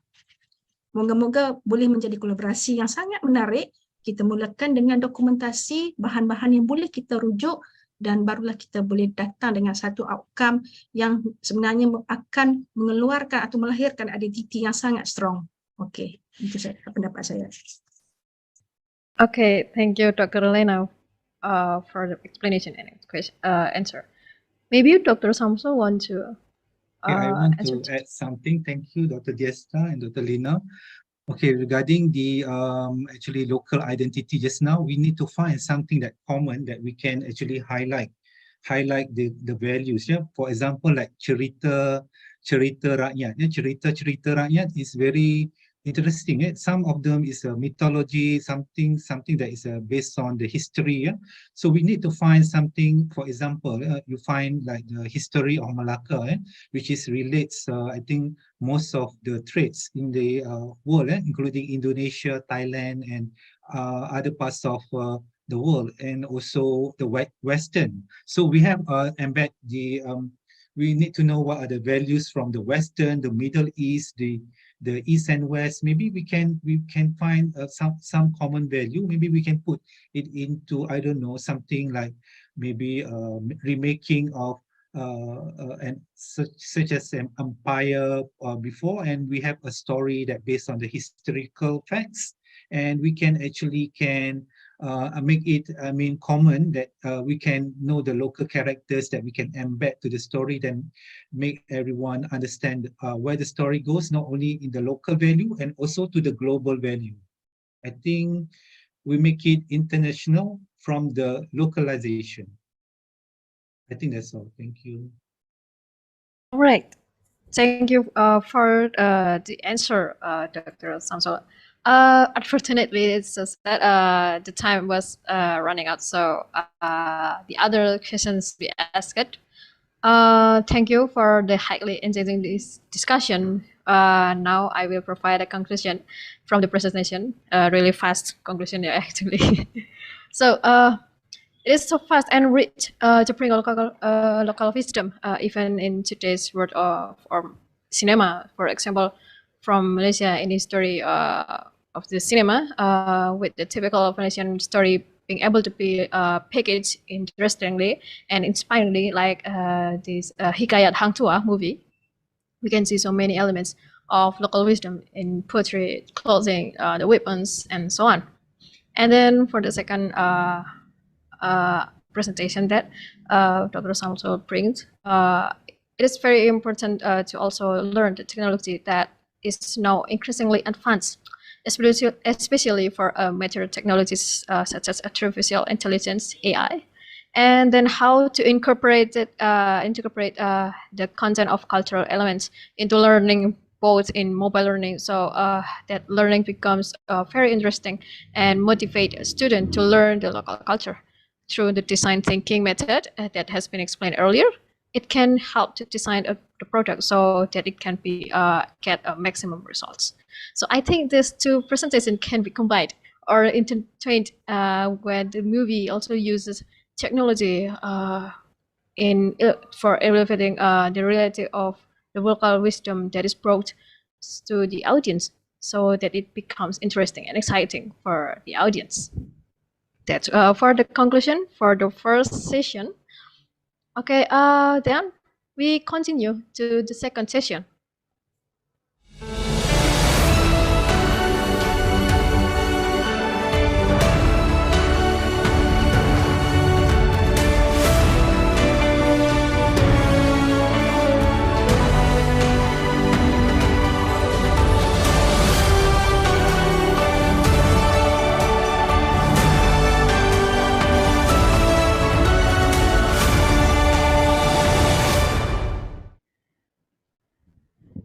day for all participants.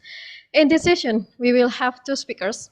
Our first speaker is Mr. Fajar Sungging, SSN. He is an illustrator, comic artist, and a lecturer from MSD Academy of Visual Arts and Design. He is also the son of the legendary Indonesian comic artist with NS, who is the creator of the superhero-themed comics Godam and Aquanus, which are still published regularly at Bumi Langit Entertainment. Fajar Sungging has role in the creative team at Bumi Langit to help develop concepts and future stories in the Bumi Langit universe.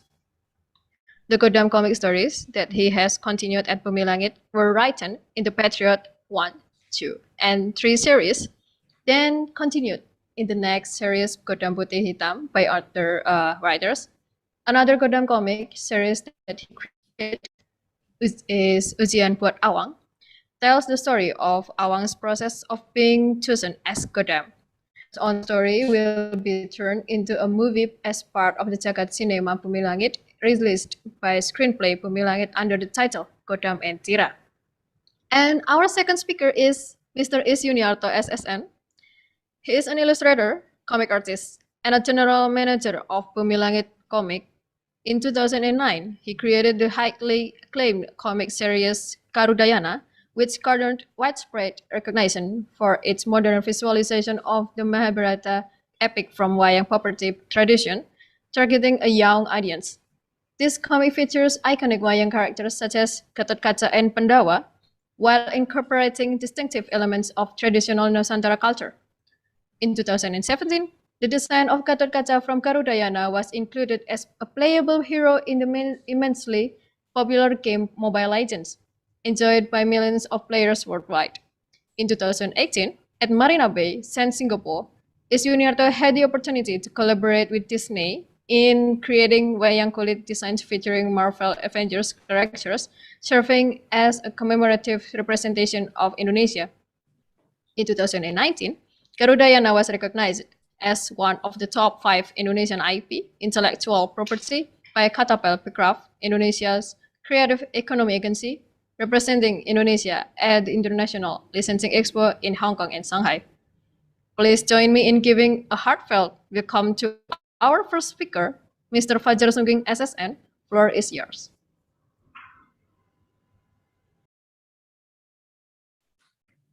Good morning. Heartily greeting to all. I will start with a small story in my session. Every semester, MSD Academy holds an exhibition of students' work, starting from the work of students throughout the beginning and end. And the exhibition featuring illustration, poster design, comics, photography, basic drawing, Nirmana, I think elementary design. And one time, I took the time to enjoy the students' work on display. And I'm interested in one illustration work. It turned out that work belonged to an early student, a special student. A few women later, a student came up to me and he said, "That is my artwork, sir." Then I answered, "It's good. Thank you, sir." Then he asked something that surprised me.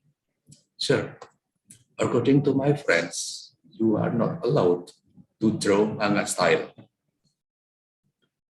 So I thinking, maybe I think your friends did not understand what I said.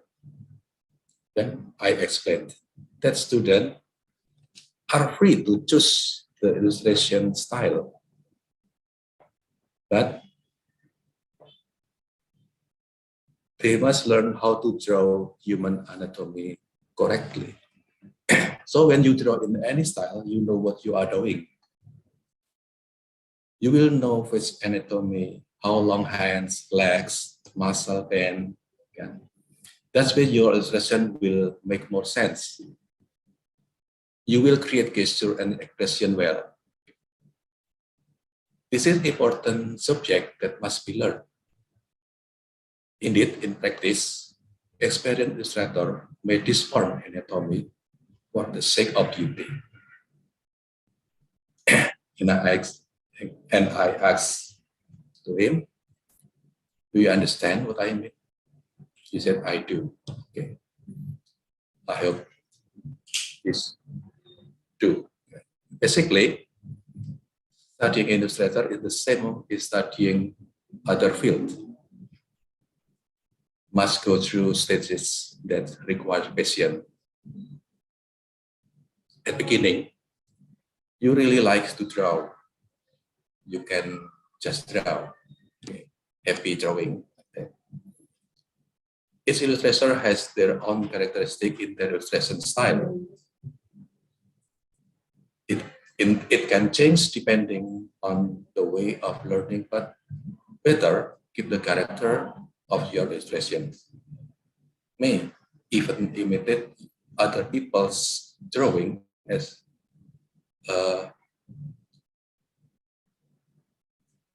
image a basis for practice. But at least the original image must be included. It must be done. You must appreciate the work others. Okay. Imitating is not easy thing. And don't just imitate. I have to learn when the original picture can be so good. Better to see illustrator drawing, learn the steps. In the end, what is imitated? How to make good illustration, not emulate the illustration. Now, media information makes it easier for us to learn. What difficult is actually practicing passion. There are many young illustrators. One. Okay, sorry.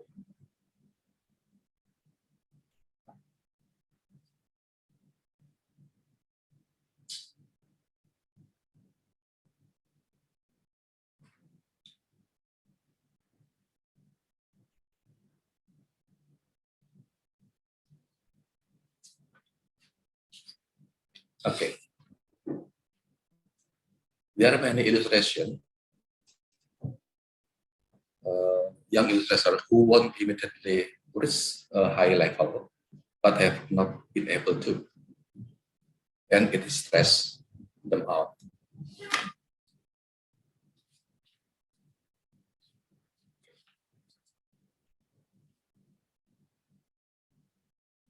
Slowly learn, okay, persistent. For example, images that are easy to emulate. Let others critique your work. Surely your artworks will be even better. Take example for basic drawing.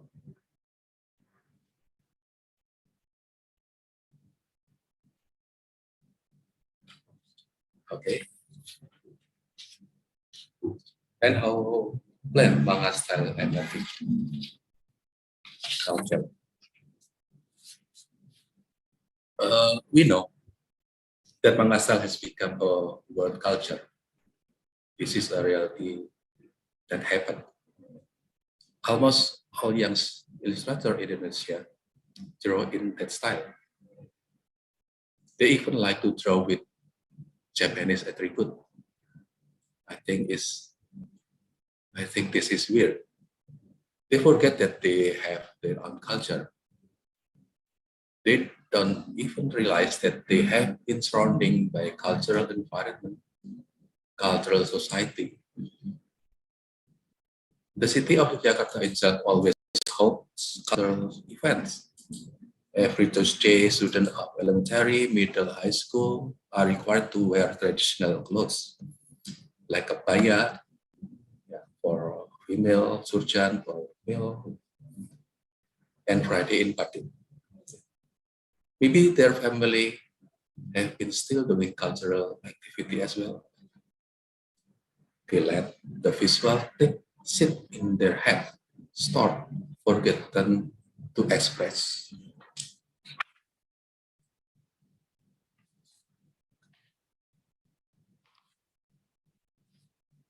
Okay. And so it requires creativity to make them aware of their own culture. In illustration class, I was check student works one by one, and each artwork has a different character, style. Window is still, of course, and I will treat its work differently depending the character, the drawing method, and the result. From there, it will seem some of them need to rework their illustration. And I talk to them. Your illustration will be better combined with certain traditional ornaments. You could search for traditional Indonesian ornament that match your drawing style. In my teaching experience, it turned out that one of them have never seen Indonesian culture closely. They just know it, something like that.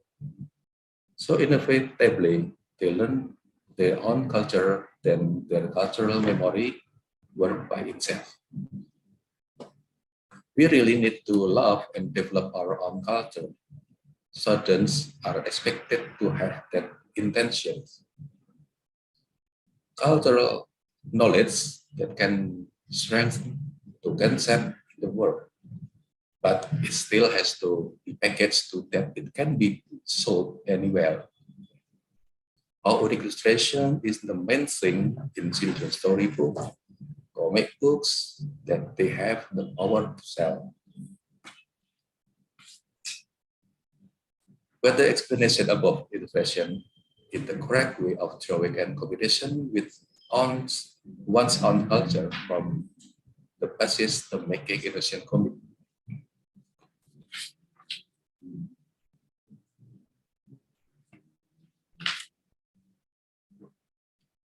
In the making comic, it's not just about drawing, but there are systematic and elements in comic. Systematic more on the making of stories and character in comic, elements more on visual comic.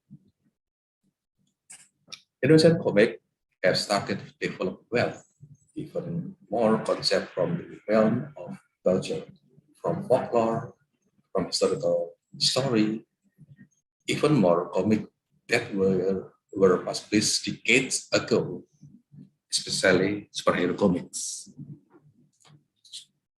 This is the advantage of Indonesian comic. The character in the superhero comic were created based on local wisdom. Certainly, they were influenced by Marvel or DC comic, but story concept still from our own culture. So Indonesian comic still have cultural value and selling point. Superhero and martial art comics that were published several decades ago. Now, Bumi Langit company is developing them again into comics whose target market is adapted to current era. I think Is will explain about Bumi Langit. Okay, this.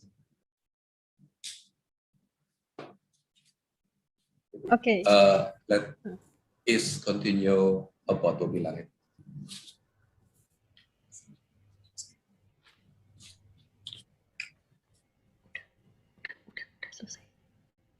Okay. Thank you, Mr. Fajar Sungging, for your presentation. Okay. Without interruption, we now transition to our second speaker, Mr. Is Yuniarto. The stage is yours.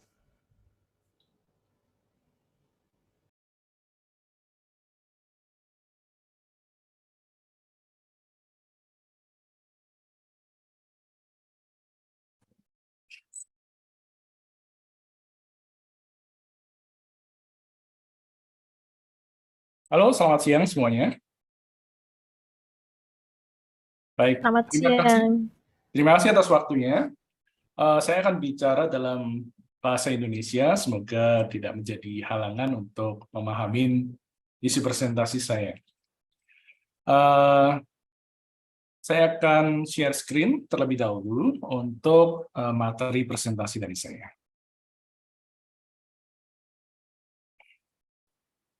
Oh iya, tadi sebelumnya dari Mas Sungging kan terakhir itu membahas tentang bumi langit ya. Ada baiknya kalau sebelum masuk ke presentasi saya, mungkin bisa diputar terlebih dahulu. Ada beberapa trailer film yang kemarin dirilis oleh Bumi Langit, film layar lebar.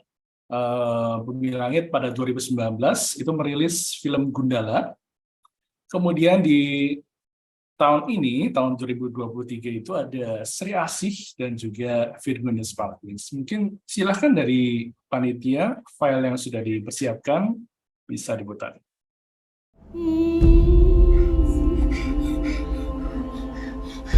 Belajar buat ngurus hidup lo sendiri. Karena kalau lo ikut campur masalah orang lain, hidup lo bakal susah.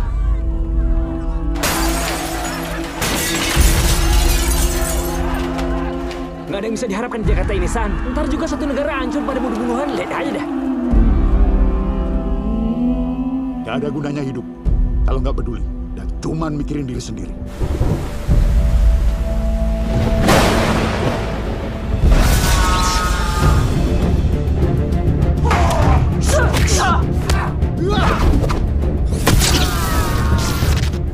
Aku bukan jagoan. Aku juga nggak tahu gimana cara tadi ngelawan mereka. Karena kamu kuat. Kamu nggak apa-apa? Panggil saja saya Pengkor. Saya bukan siapa-siapa.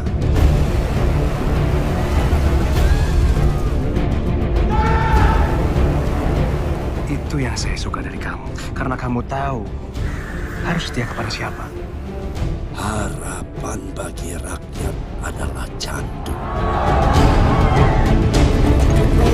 Dan candu itu bahaya.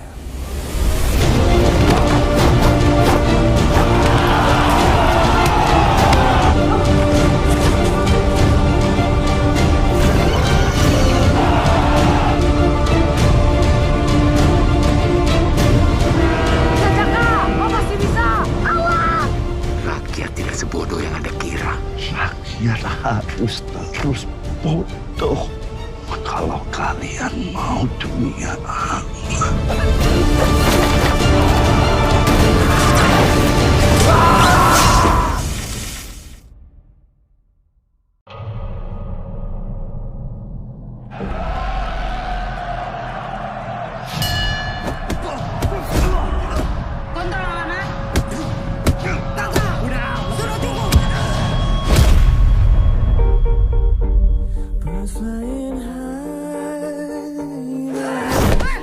Jika kamu membiarkan kemarahan menguasai diri kamu, maka suatu hari dia akan menghancurkan diri kamu. Kita akan kalahkan dia. Populasi manusia di bumi ini sudah semakin banyak. Apakah itu adil? Kita harus berbagi dengan orang-orang miskin.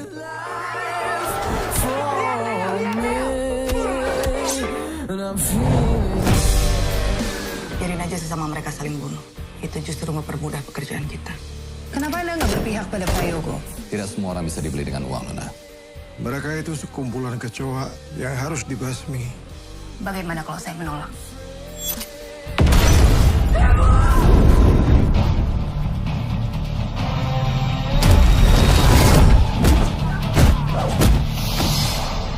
Siapa perempuan ini sebenarnya? Apa yang udah gue lakuin? Ada yang ingin kami sampaikan. Jaga Bumi. Itu nama kelompok kami. Yang mencatat, yang terus menelusuri dan menjaga garis keturunan Dewi Asih. Apa hubungannya ini semua dengan saya? Kamu adalah titisan Dewi Asih selanjutnya.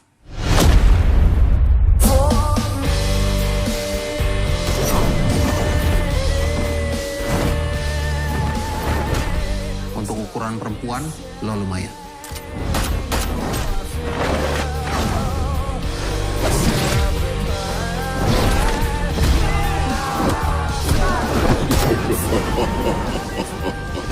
Ada yang membangkitkan Panglima-Panglima Dewi Api.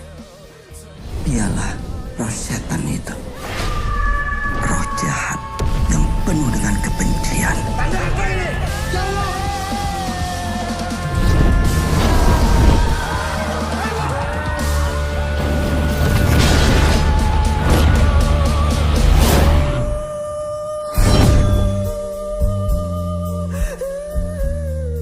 Nggak usah kaget gitu dong lihat saya. Biasa aja.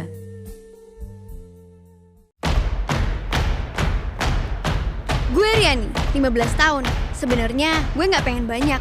Yang penting bisa ngejalanin sekolah, punya teman-teman. Sayangnya, gue punya satu masalah kecil.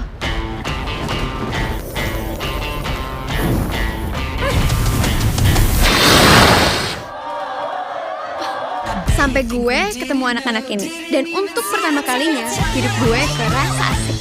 Punya geng. Bikin band. Ketemu cowok. Punya saingan.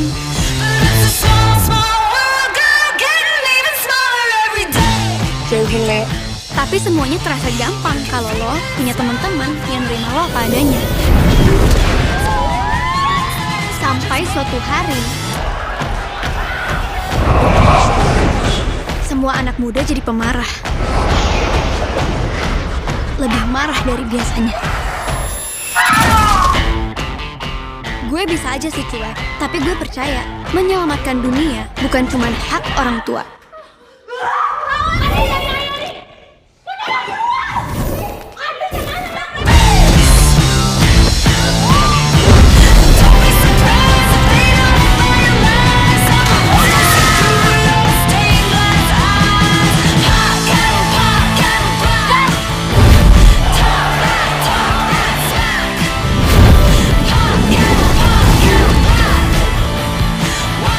Suara kamu bagus banget. Scorpion Sisters.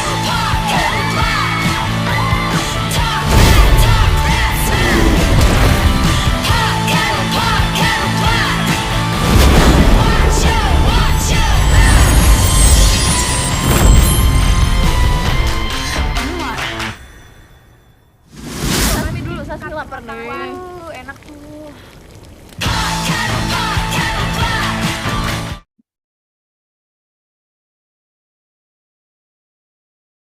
Baik, terima kasih. Itu tadi adalah trailer dari 3 film Bumi Langit yang memiliki tema superhero, Adi Satria, Gundala, Sri Asih, dan Virgo, dan masing-masing memiliki karakter dan tone yang berbeda-beda, dan terutama Virgo memang target audiensnya untuk remaja putri, jadi memang berbeda ya tone filmnya.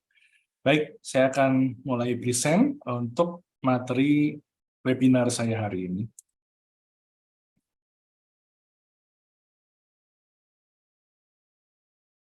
Apakah sudah tampil layar saya? Ya, sudah tampil. Baik, terima kasih. Baik, perkenalkan nama saya adalah Isyuniarto. Saya seorang ilustrator dan terlebih lagi saya seorang komikus juga. Judul webinar saya hari ini adalah Indonesian Local Wisdom in Creative Industries. Saya akan share tentang pengalaman saya dalam berkarya, khususnya komik, yang tentunya juga terkait dengan pengolahan budaya-budaya Nusantara, dan juga ada juga tentang eksperimen karya-karya saya tentang wayang kulit, dan nantinya akan saya sambung dari presentasi Mas Sunil sebelumnya tentang komik di Bumi Langit. Slide yang pertama, kalau kita bicara tentang komik ya di Indonesia, bahwa saya melihat kultur atau budaya kita di Indonesia itu sudah ratusan tahun sudah baca komik, yaitu deretan sequential art, gambar-gambar yang berturutan yang membentuk sebuah cerita dengan ada karakternya dalam panel-panel. Jadi relief-relief yang ada di candi-candi, Candi Borobudur, Candi Prambanan, itu menceritakan sebuah runutan adegan. Ada tentang cerita Siddhartha, Buddha Gautama, kemudian di Prambanan juga ada cerita tentang Ramayana dan yang lain-lainnya juga. Jadi penduduk di Nusantara, Indonesia belum ada mungkin ya pada saat itu, Nusantara kita nyebutnya, khususnya di daerah Jawa dan sekitarnya, itu sudah terbiasa baca komik, gitu ya, yaitu yang dibuat di relief pada candi. Selain itu juga, selain pada media candi batu, ukiran pada batu, juga ada ukiran pada daun lontar. Ini contoh daun lontar dari Bali. Daun lontar memang biasanya ditulis ya menggunakan aksara-aksara lama, tapi juga sering ditemukan adanya gambar. Gambar sekali lagi gambar yang berturutan. Jadi komik di Nusantara, Indonesia pada zaman dahulu medianya adalah batu dengan style atau gaya yang memang berkembang pada eranya, pada zamannya, gitu ya. Jadi ini contoh komik di daun lontar. Ini lebih close up-nya lagi, ukiran-ukirannya. Selain gambar juga ada keterangan, ada teksnya dalam aksara Jawa. Kemudian kalau kita bicara tentang media atau wahana untuk bercerita, selain tadi ada relief, kemudian di lontar, ini gambar ini adalah gambar dari yang kita sebut wayang beber. Beber ini adalah sebuah teknik untuk meletakkan gambar atau membuka gambar dari gulungan yang kemudian menampilkan sebuah adegan di mana nanti dalang sang pencerita akan menceritakan adegan tersebut satu demi satu. Ini juga termasuk dalam sequential arts yang secara media berupa dari gulungan kertas atau gulungan kain, yaitu wayang beber. Nah, ini contoh pada saat pagelaran wayang beber ya, ditampilkan ada posisi dalangnya, posisi gambar yang sedang dibeber gitu ya, adegannya. Nah, kalau tadi komik-komik yang sejak abad ke-9 dan seterusnya gitu ya, wayang beber, kemudian nanti akan ada wayang pertunjukan, wayang kulit, berbagai macam media lainnya, saya akan masuk kepada media komik. Kita sudah menyebutnya komik modern, karena sudah dalam bentuk buku, dalam bentuk cetakan. Di sini 3 judul yang ditampilkan, ini adalah yang paling kiri, itu judulnya Sri Asih, yang terbit tahun 1954, karya Pak R.A. Kusasih, dan menampilkan cerita tentang superhero perempuan, dan bisa dibilang ini adalah cerita kepahlawanan superhero perempuan yang pertama dari Indonesia.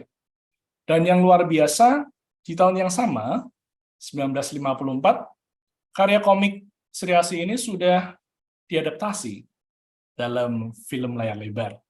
Tapi sayang sekali bahwa film Sri Asih versi yang lama itu sudah rusak, tidak ada dokumentasinya, tapi secara berita, secara data-data itu ada semuanya. Kemudian yang tengah, judulnya adalah Si Buta dari Gua Hantu, karya Ganes TH. Yang tengah ini kisah kepahlawanan yang menceritakan tentang pendekar, martial arts. Jadi banyak sekali pendekar-pendekar, jurus-jurus yang ditampilkan di sini dengan setting Indonesia pada masa lalu. Yang paling kanan itu adalah karya Pak Hasmi berjudul Gundala. Gundala pertama kali rilis tahun 1969 dan bisa dibilang membawa sebuah gerbong, sebuah tren baru atas komik Indonesia yang mana memunculkan sebuah ledakan komik superhero Indonesia yang memang secara visual, secara penceritaan banyak terinspirasi dari karya komik dari Eropa dan dari Amerika. Secara kostum gitu ya, secara konsep superhero. Sebelumnya Kalau yang Si Buta dari Gua Hantu, dia lebih mengangkat karakter-karakter pendekar yang memang lebih dekat dengan suasana pedesaan, kostum-kostum yang adat istiadat setempat, gitu ya. Nah, kalau tadi saya balik lagi, Sri Asih dan Gundala itu sudah ada film layar lebarnya, sudah diadaptasi ya. Gundala sendiri juga sudah pernah diadaptasi tahun 1981. Kemudian di tahun 2019, Bumi Langit membuat versi Gundala yang baru. Sri Asih pun sama. Tahun 54 sudah ada filmnya. Kemudian tahun 2023 dirilis film Sri Asih yang baru. Sementara yang tengah nih ya, Si Buta dari Gua Hantu, sudah ada 8 film layar lebar yang mengadaptasi dari komik tersebut. Jadi Si Buta dari Gua Hantu boleh dibilang salah satu IP komik Indonesia yang paling terkenal, paling sukses karena salah satu ukurannya adalah jumlah cetakan best selling dan juga jumlah adaptasi film layar lebar ada 8 dan ada 2 serial televisi yang ditayangkan di TV nasional. Jadi belum ada karakter IP komik Indonesia lainnya yang memang memiliki level seperti Si Buta dari Gua Hantu. Tapi Si Buta dari Gua Hantu memang terbitnya itu atau istilahnya masa populernya dia itu pada tahun 1970 hingga 1980. Kemudian sempat tidak lagi rilis atau memang tidak dikerjakan lagi. Kemudian di tahun 2019-2018 Bumi Langit meneruskan membuat komik Si Buta dari Gua Hantu yang baru, mengadaptasi konsep cerita yang lama, kita membuat modernisasi dengan gaya penceritaan, gaya visual yang berbeda dari yang lama. Kemudian tadi ada Virgo and the Sparklings, yang trailer yang terakhir ya, yang tentang remaja putri punya kekuatan super, itu sebenarnya sebuah eksperimen dari Bumi Langit mengangkat karakter klasik yang dibuat menjadi modern. Sebenarnya Virgo itu tidak memiliki judul ceritanya sendiri. Jadi sebenarnya karakter Virgo yang tadi itu adalah karakter sidekick atau secondary dari sebuah judul komik. Jadi memang Bumi Langit melihat bahwa ada peluang dan ada pasar untuk perempuan teenage ya, remaja putri, dan kita mengambil peluang tersebut diolah pertama kali dalam bentuk webtoon dengan style visual, dengan format webtoon yang ditargetkan buat anak remaja zaman sekarang. Nah, Bumi Langit juga melakukan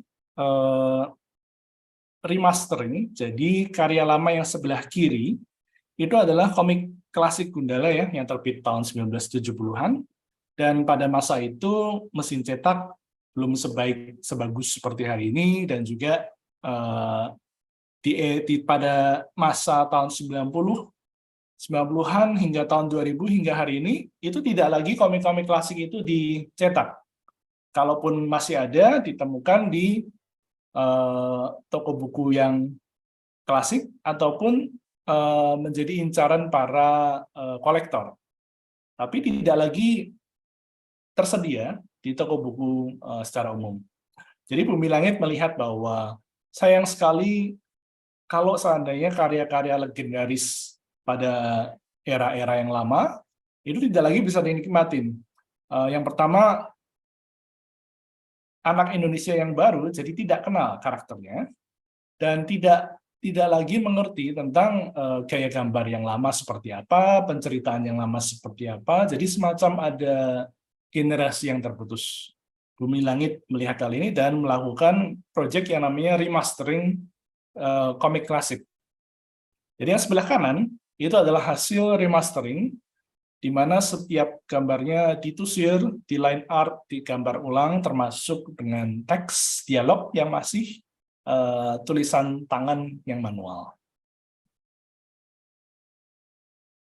Kemudian juga selain meremaster karya yang klasik, kita remaster, kemudian kita publish, kita terbitkan ulang, kami juga meregenerasi.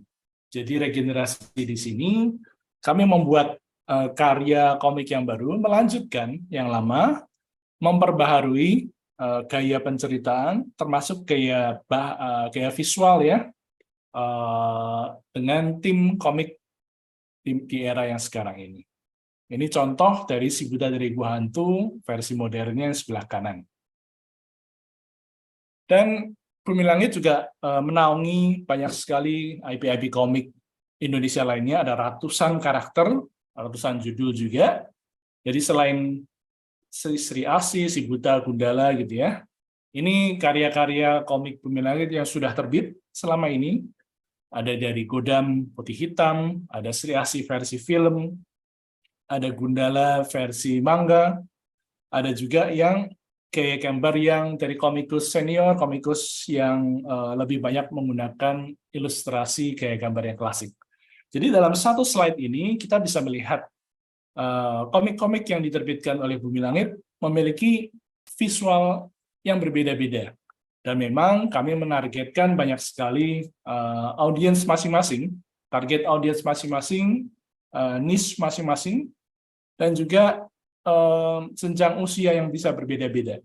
Jadi kami juga memiliki produk untuk anak-anak, untuk remaja laki-laki, remaja perempuan, untuk young adult, bahkan untuk market mature, yang usia 40 tahun ke atas, yang dulu pernah baca komik klasiknya. Jadi setiap jenjang usia kami berupaya untuk memenuhi produk masing-masing. Itu tadi tentang Bumi Langit. Saya akan masuk kepada karya-karya saya. Jadi yang tampil di slide ini adalah buku komik yang sudah saya terbitkan secara independen, dan saya buat secara mandiri maupun bersama tim, bersama rekan-rekan saya. Sejauh ini sudah ada 20 buku yang berformat manga. Setiap bukunya memiliki jumlah halaman sekitar 150 hingga 200 halaman. Saya akan bahas beberapa judul, saya akan share juga proses pembuatannya dan ide di baliknya. Tentu tidak semuanya karena waktu yang terbatas ya. Saya masuk ke karya kedua saya, judulnya Knights of Apocalypse. Di karya ini saya terbitkan secara independen, indie. Di sini saya membuat 3 buku, trilogi, dengan genre sci-fi, science fiction, fantasi.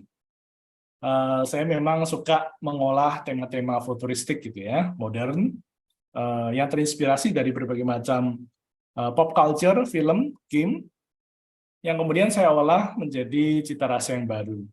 Nah, dalam Knights of Apocalypse saya juga mengolah berbagai macam identitas visual yang saya masukkan dalam komik, baik itu untuk background, setting tempat di planet-planet asing, termasuk gaya pakaiannya dan seterusnya.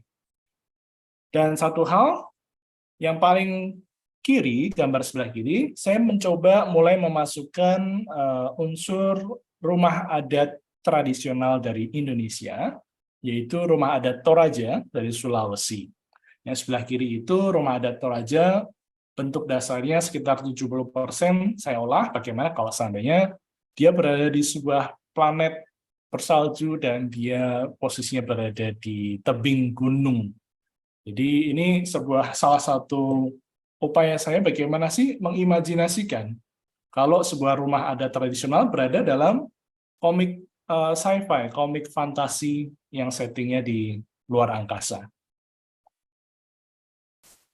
Kemudian ini karya lain saya, judulnya komik 5 cm, 5 cm, yang ini adalah adaptasi dari novel bestseller karya Doni Dirgantoro. Dan ini ceritanya tentang 5 sahabat yang naik gunung, yaitu Gunung Semeru secara bersama-sama gitu ya. Jadi ditampilkan seperti apa sih setting di Gunung Semeru itu, kemudian juga persahabatan mereka, rintangan-rintangannya di alam seperti apa hingga sampai ke puncak. Kemudian ini sebuah karya pendek, judulnya Bumi 3 Warna. Karya pendek ini adalah sebuah eksperimental saya, yang mana mengolah tentang cerita lokal dari Gunung Kelimutu, yang memang memiliki keunikan, dia punya 3 kawah, yang kawahnya itu warnanya beda-beda, dan warnanya bisa berubah-ubah sepanjang masa gitu ya.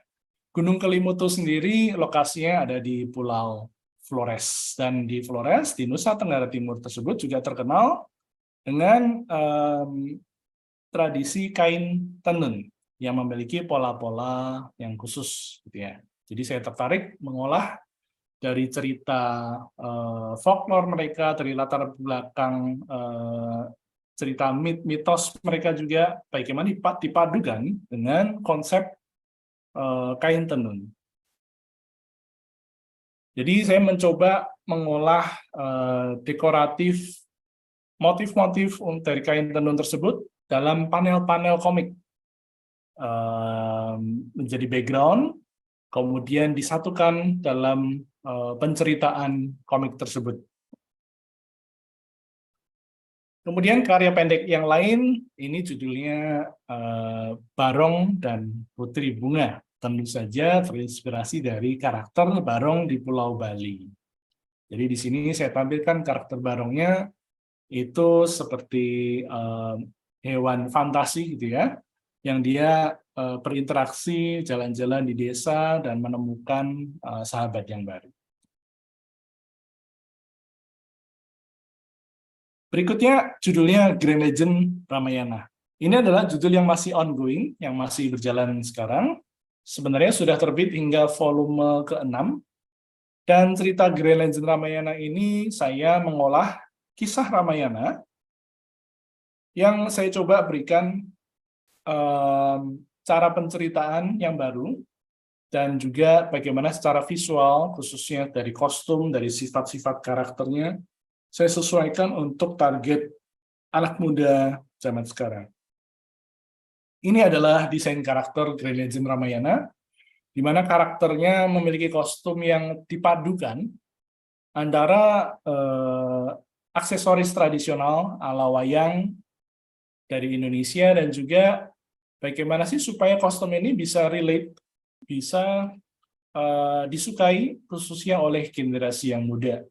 Mereka terpapar dengan game. Mereka sudah terbiasa melihat karakter-karakter dengan kostum yang unik gitu ya. Ataupun juga karakter Sinta yang di tengah itu lebih dekat dengan semacam kostum dari Korean culture, dari K-pop gitu ya. Jadi memang desain-desain ini diolah disesuaikan dengan target audience masa kini. Ini adalah contoh interior halaman dalam komiknya. Ini adalah karakter Rama. Ceritanya action fantasi, jadi menceritakan tentang petualangan Rama. Di sini Rama itu seorang pemburu yaksa, jadi yaksa itu monster gitu ya. Dan dia garis besar ceritanya mengikuti pola dari penceritaan klasik Ramayana, tapi secara detail, secara penceritaan memiliki alur yang berbeda. Maaf Pak Isyorato, interupsi untuk waktunya sudah habis. Mungkin bisa langsung ke kesimpulan. Mohon maaf ya. Baik. Jadi kalau dari kesimpulannya sih, ini adalah salah satu bagaimana saya menggabungkan unsur modern dan juga tradisional dalam sebuah komik gitu ya. Yang juga komik ini juga diadaptasi dan diterbitkan dalam bahasa Jepang, kemudian bahasa Korea, dan juga dalam bahasa Inggris. Kemudian dikembangkan dalam berbagai macam merchandise, dan juga diterima dan disambut oleh penggemar, pembaca komik. Mereka membuat kostum, cosplay, dan juga akhirnya ada pertunjukan panggung pagelaran wayang, di mana yang tadinya saya terinspirasi dari budaya tradisional, pagelaran wayang gitu ya. Kemudian saya membuat komiknya, tapi kemudian komik itu kembali lagi, kembali ke akarnya, yaitu kembali ke pagelaran di panggung. Demikian yang bisa saya share. Terima kasih atas waktunya. Okay, thank you very much, Mr. Is Yuniarto. Okay, now we going to question and answer session. Oke, sepertinya ini sudah banyak yang bertanya, tapi karena waktunya cukup mepet, sehingga saya akan langsung saja yang di kolom chat ya. Oke, dari Hening Tias Widowati, Mas Sungging, ini untuk Pak Sungging, tapi mungkin nanti Pak Isyonarto juga bisa menambahkan opini. I'm tempted to ask a question about Indonesian comic. Other than the story present, is there any visual characteristic of Indonesian comics so that visually it can be differentiated from other comics such as the Western and manga? Ini salah satu pertanyaan yang juga menjadi favorit saya ya Bapak-bapak sekalian. Cukup menjadi suatu hal yang membuat penasaran bagi Indonesia itu sendiri. Monggo, silahkan. Mungkin Pak Sungging terlebih dahulu. Oke, bahasa Indonesia aja ya. Silahkan. Ya, Maudis. Ya, Aku jadi baru searching kabar. Oke. Jadi kalau misalkan seperti Amerika memiliki style tersendiri, kemudian Jepang memiliki manga style, lalu untuk Korea sekarang sudah memiliki manhwa style, apakah Indonesia sendiri juga memiliki karakteristik dari segi visual, begitu?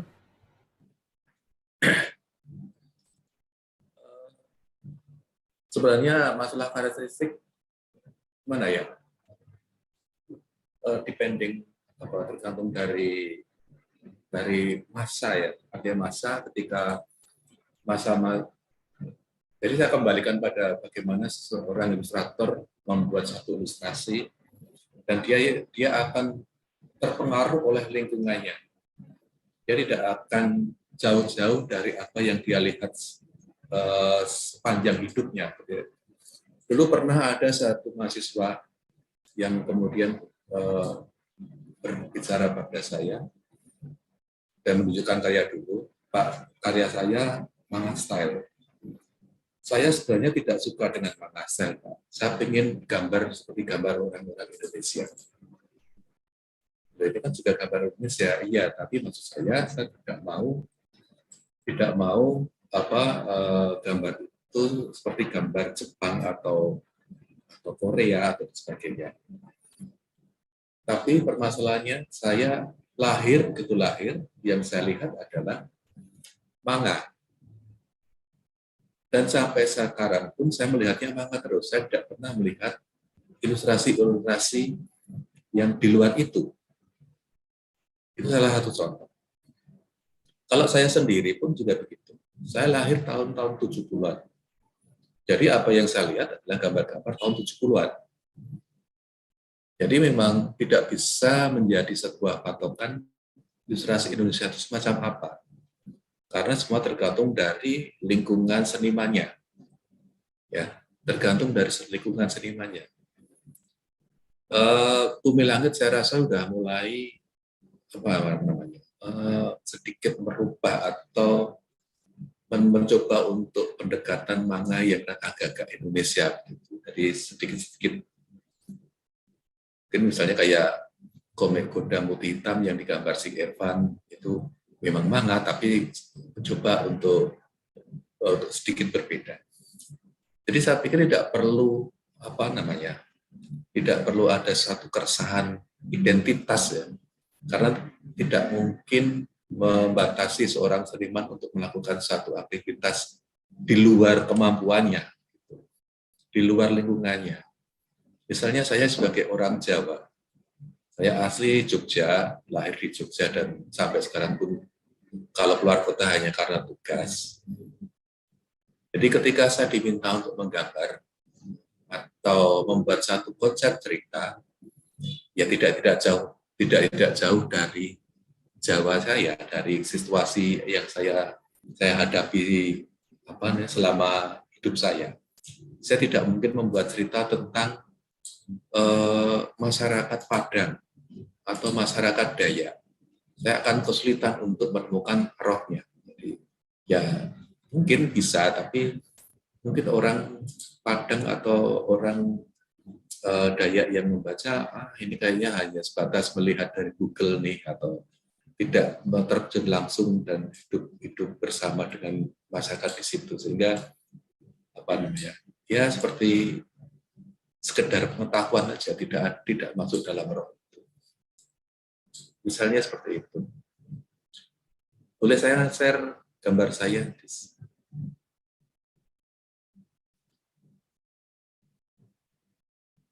Keluarkah? Iya, keluar. Ya. Nah, misalnya ini saya ini di Komik Godam ya kan, ini Godam ujian buat awal, gambar. Saya memang nggak bisa membuat manga ya, seperti karya yang keren yang manga, saya nggak bisa ya. Jadi jatuhnya ya jatuh gambarnya gambarnya seperti itu gitu. Seperti ini. Jadi tidak bisa menggambar apa namanya yang di luar itu gitu. Jadi karakter itu terbentuk karena memang lingkungan yang ada dalam diri saya. Gitu. Kira-kira begitu, apakah menjawab pertanyaan atau tidak? Baik. Sepertinya cukup menjawab pertanyaan ya, karena saya juga terjawab. Baik, mungkin Pak Yuniarto juga ingin menambahkan opini? Baik, terima kasih atas pertanyaannya tentang style ya. Apakah ada style Indonesia gitu ya? Ada kok. Tadi itu sudah saya tampilkan ya di slide-slide pertama saya. Mau style Indonesia yang Nusantara gitu ya, itu ada di relief, ada di lontar, itu termasuk style. Tapi pertanyaannya adalah, apakah style tersebut dibutuhkan oleh industri saat ini? Apakah ada target marketnya atau tidak? Karena ketika kita menjawab tentang style, dalam hal ini artwork-nya, sebuah karya seni sendiri juga memiliki audiensnya. Apakah itu sebuah produk komersil atau memang sebuah produk yang memang memiliki nilai seni murni? Kalau seandainya produk itu adalah produk komersil, maka akan disesuaikan dengan target produk itu masing-masing.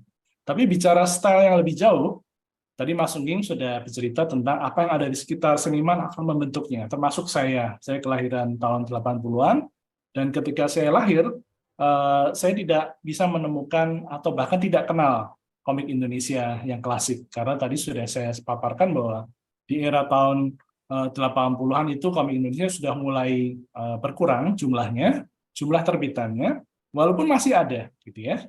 Dan pada saat tahun 90-an hingga 2000 itu sudah praktis tidak bisa ditemukan lagi. Di mana pasar diisi oleh komik Eropa, komik Amerika, komik Hong Kong, dan akhirnya komik Jepang. Itu yang saya baca dan saya pelajarin ketika saya kecil. Tapi saya termasuk orang yang sangat beruntung. Karena saya mendapatkan komik klasik Indonesia, dan kebetulan yang saya baca adalah komik wayang karya Pak Ardi Soma, Teguh Santosa, dan wayang karya-karya komik wayang tersebut menurut saya sangat keren. Dan saya mendapatkannya komik Indonesia tersebut juga nggak sengaja gitu ya, itu adalah komik-komik bekas yang diberikan. Yang mana hal itu menjadi bibit di mana kemudian hari saya menciptakan komik Garudayana dan juga Grand Legend Ramayana tadi. Jadi bicara tentang style, apakah Indonesia memiliki stylenya? Jawabannya iya, ada, tergantung eranya, tergantung zamannya, dan yang kemudian pertanyaan tentang style itu tentu tujuannya untuk apa? Apakah untuk industri atau untuk sebuah artwork seni murni? Demikian. Baik. Terima kasih banyak Pak Yuniarto atas jawabannya dan opini terhadap pertanyaan ini ya. Mungkin satu lagi ya untuk dari kedua narasumber, dari Pak Anton Rimanang, untuk Pak Fajar Sungging dan Pak Yuniarto, bagaimana usaha memasukkan ciri khas Indonesia pada karakter Gundala dan Sri Asih? Monggo mungkin Pak Fajar Sungging. Saya dulu. Oh iya. Kalau Gundala itu memang Pak Asli berkali-kali cerita di publik ya kan, bahwa memang Gundala terinspirasi dari karakter Flash yang dari DC Comic. Tapi dalam perkembangannya bahwa konsep Gundala adalah cerita, konsep perkembangan konsep ceritanya itu benar-benar asli dari Jogja. Jadi joke-nya, candaan dan cerita-ceritanya itu terinspirasi dari cerita wayang, dari cerita keseharian, meskipun wujudnya seperti itu. Nah, kalau Sri Asih memang ada satu, saya memang belum pernah bertemu dengan Pak Gus Asih karena pada waktu saya berkunjung ke rumah beliau, dia barusan dipanggil Tuhan. Jadi saya belum bisa bicara banyak soal dengan Pak Gus Asih bagaimana konsep itu. Tapi yang pernah saya diskusikan dengan teman-teman di Bumi Langit seperti Pak Andi Wijaya itu bercerita bahwa Pak Gus Asih memang ingin mengusung bahwa budaya Indonesia tidak kalah dengan budaya luar negeri. Jadi tokoh yang mirip Wonder Woman itu diwujudkan dalam penari Jawa. Jadi pakaiannya pakaian kebaya dan pakai jarik, pakai kain jarik. Meskipun kalau dalam prakteknya kalau untuk action ya agak aneh gitu, tapi ya tidak apa-apa. Tapi untuk mewujudkan bahwa itulah visual Indonesia yang ingin dikedepankan untuk bahwa jagoan Indonesia punya saingan. Meskipun di film kemudian mulai disesuaikan dengan situasinya. Gundala juga disesuaikan dengan situasinya dan kreasi disesuaikan dengan situasi.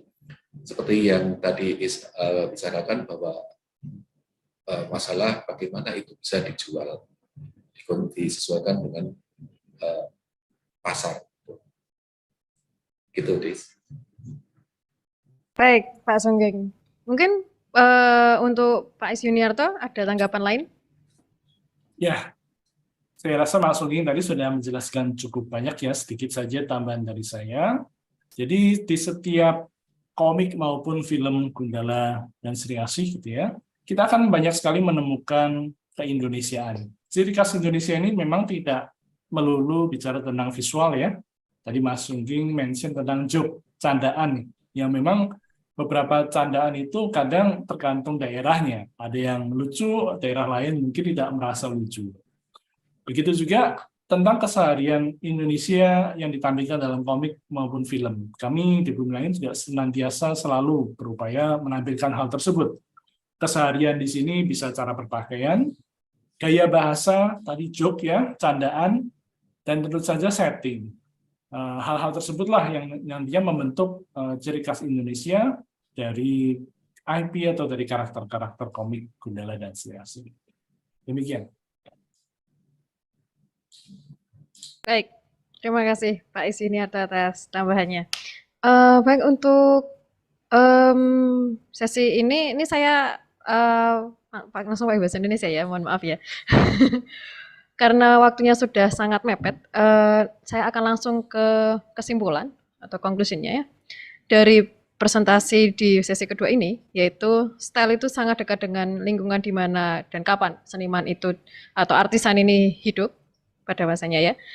Jadi ketika Amerika ini masuk, kemudian akan terpengaruh dengan gaya atau style Amerika, kemudian ketika ini manga itu masuk, akan juga terpengaruh, seperti yang diceritakan oleh Pak Isyuniarto tadi, yang tren atau memang sedang global-globalnya, style itu merembak ke seluruh dunia.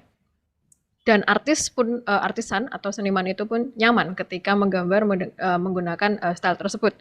Kemudian untuk style itu sendiri itu memang sudah sangat harus melihat target ya, targetnya apakah untuk komersil ataupun untuk seni seperti itu, untuk seni murni. Karena apabila untuk target market, jadi harus mengikuti target pasar yang sedang tren saat ini.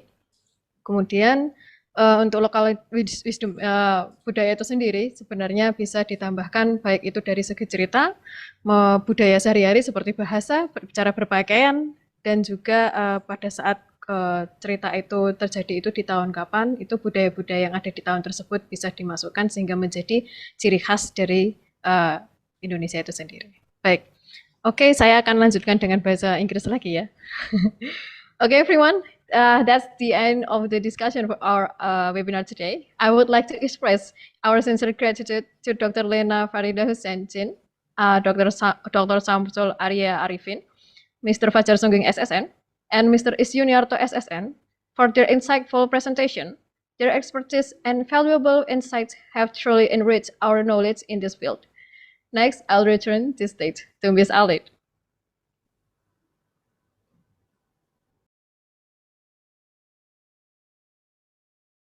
Yes, thank you so much, Ibu Didi, for bringing us to a very productive session today. Before I put an end to this webinar, I have some announcement for the participant. First, we will send certificates for all participants that come and join this webinar, maximum of 7 days after this event is held. And the second, before we leave this room, let us have a group picture for a while. Please open your camera for this group picture session.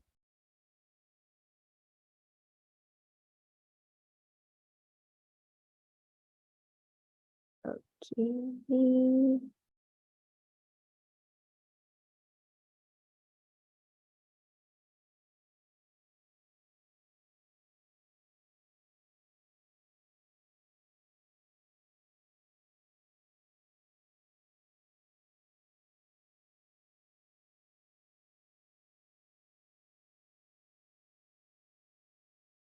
Okay, IFrame, can you please help me to... Okay, it's okay for not camera not working. Thank you for being here, Risati.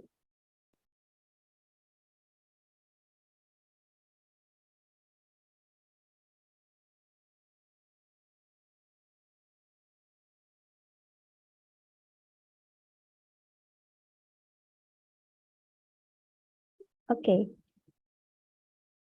I think we're all done for the group picture. IFrame, okay?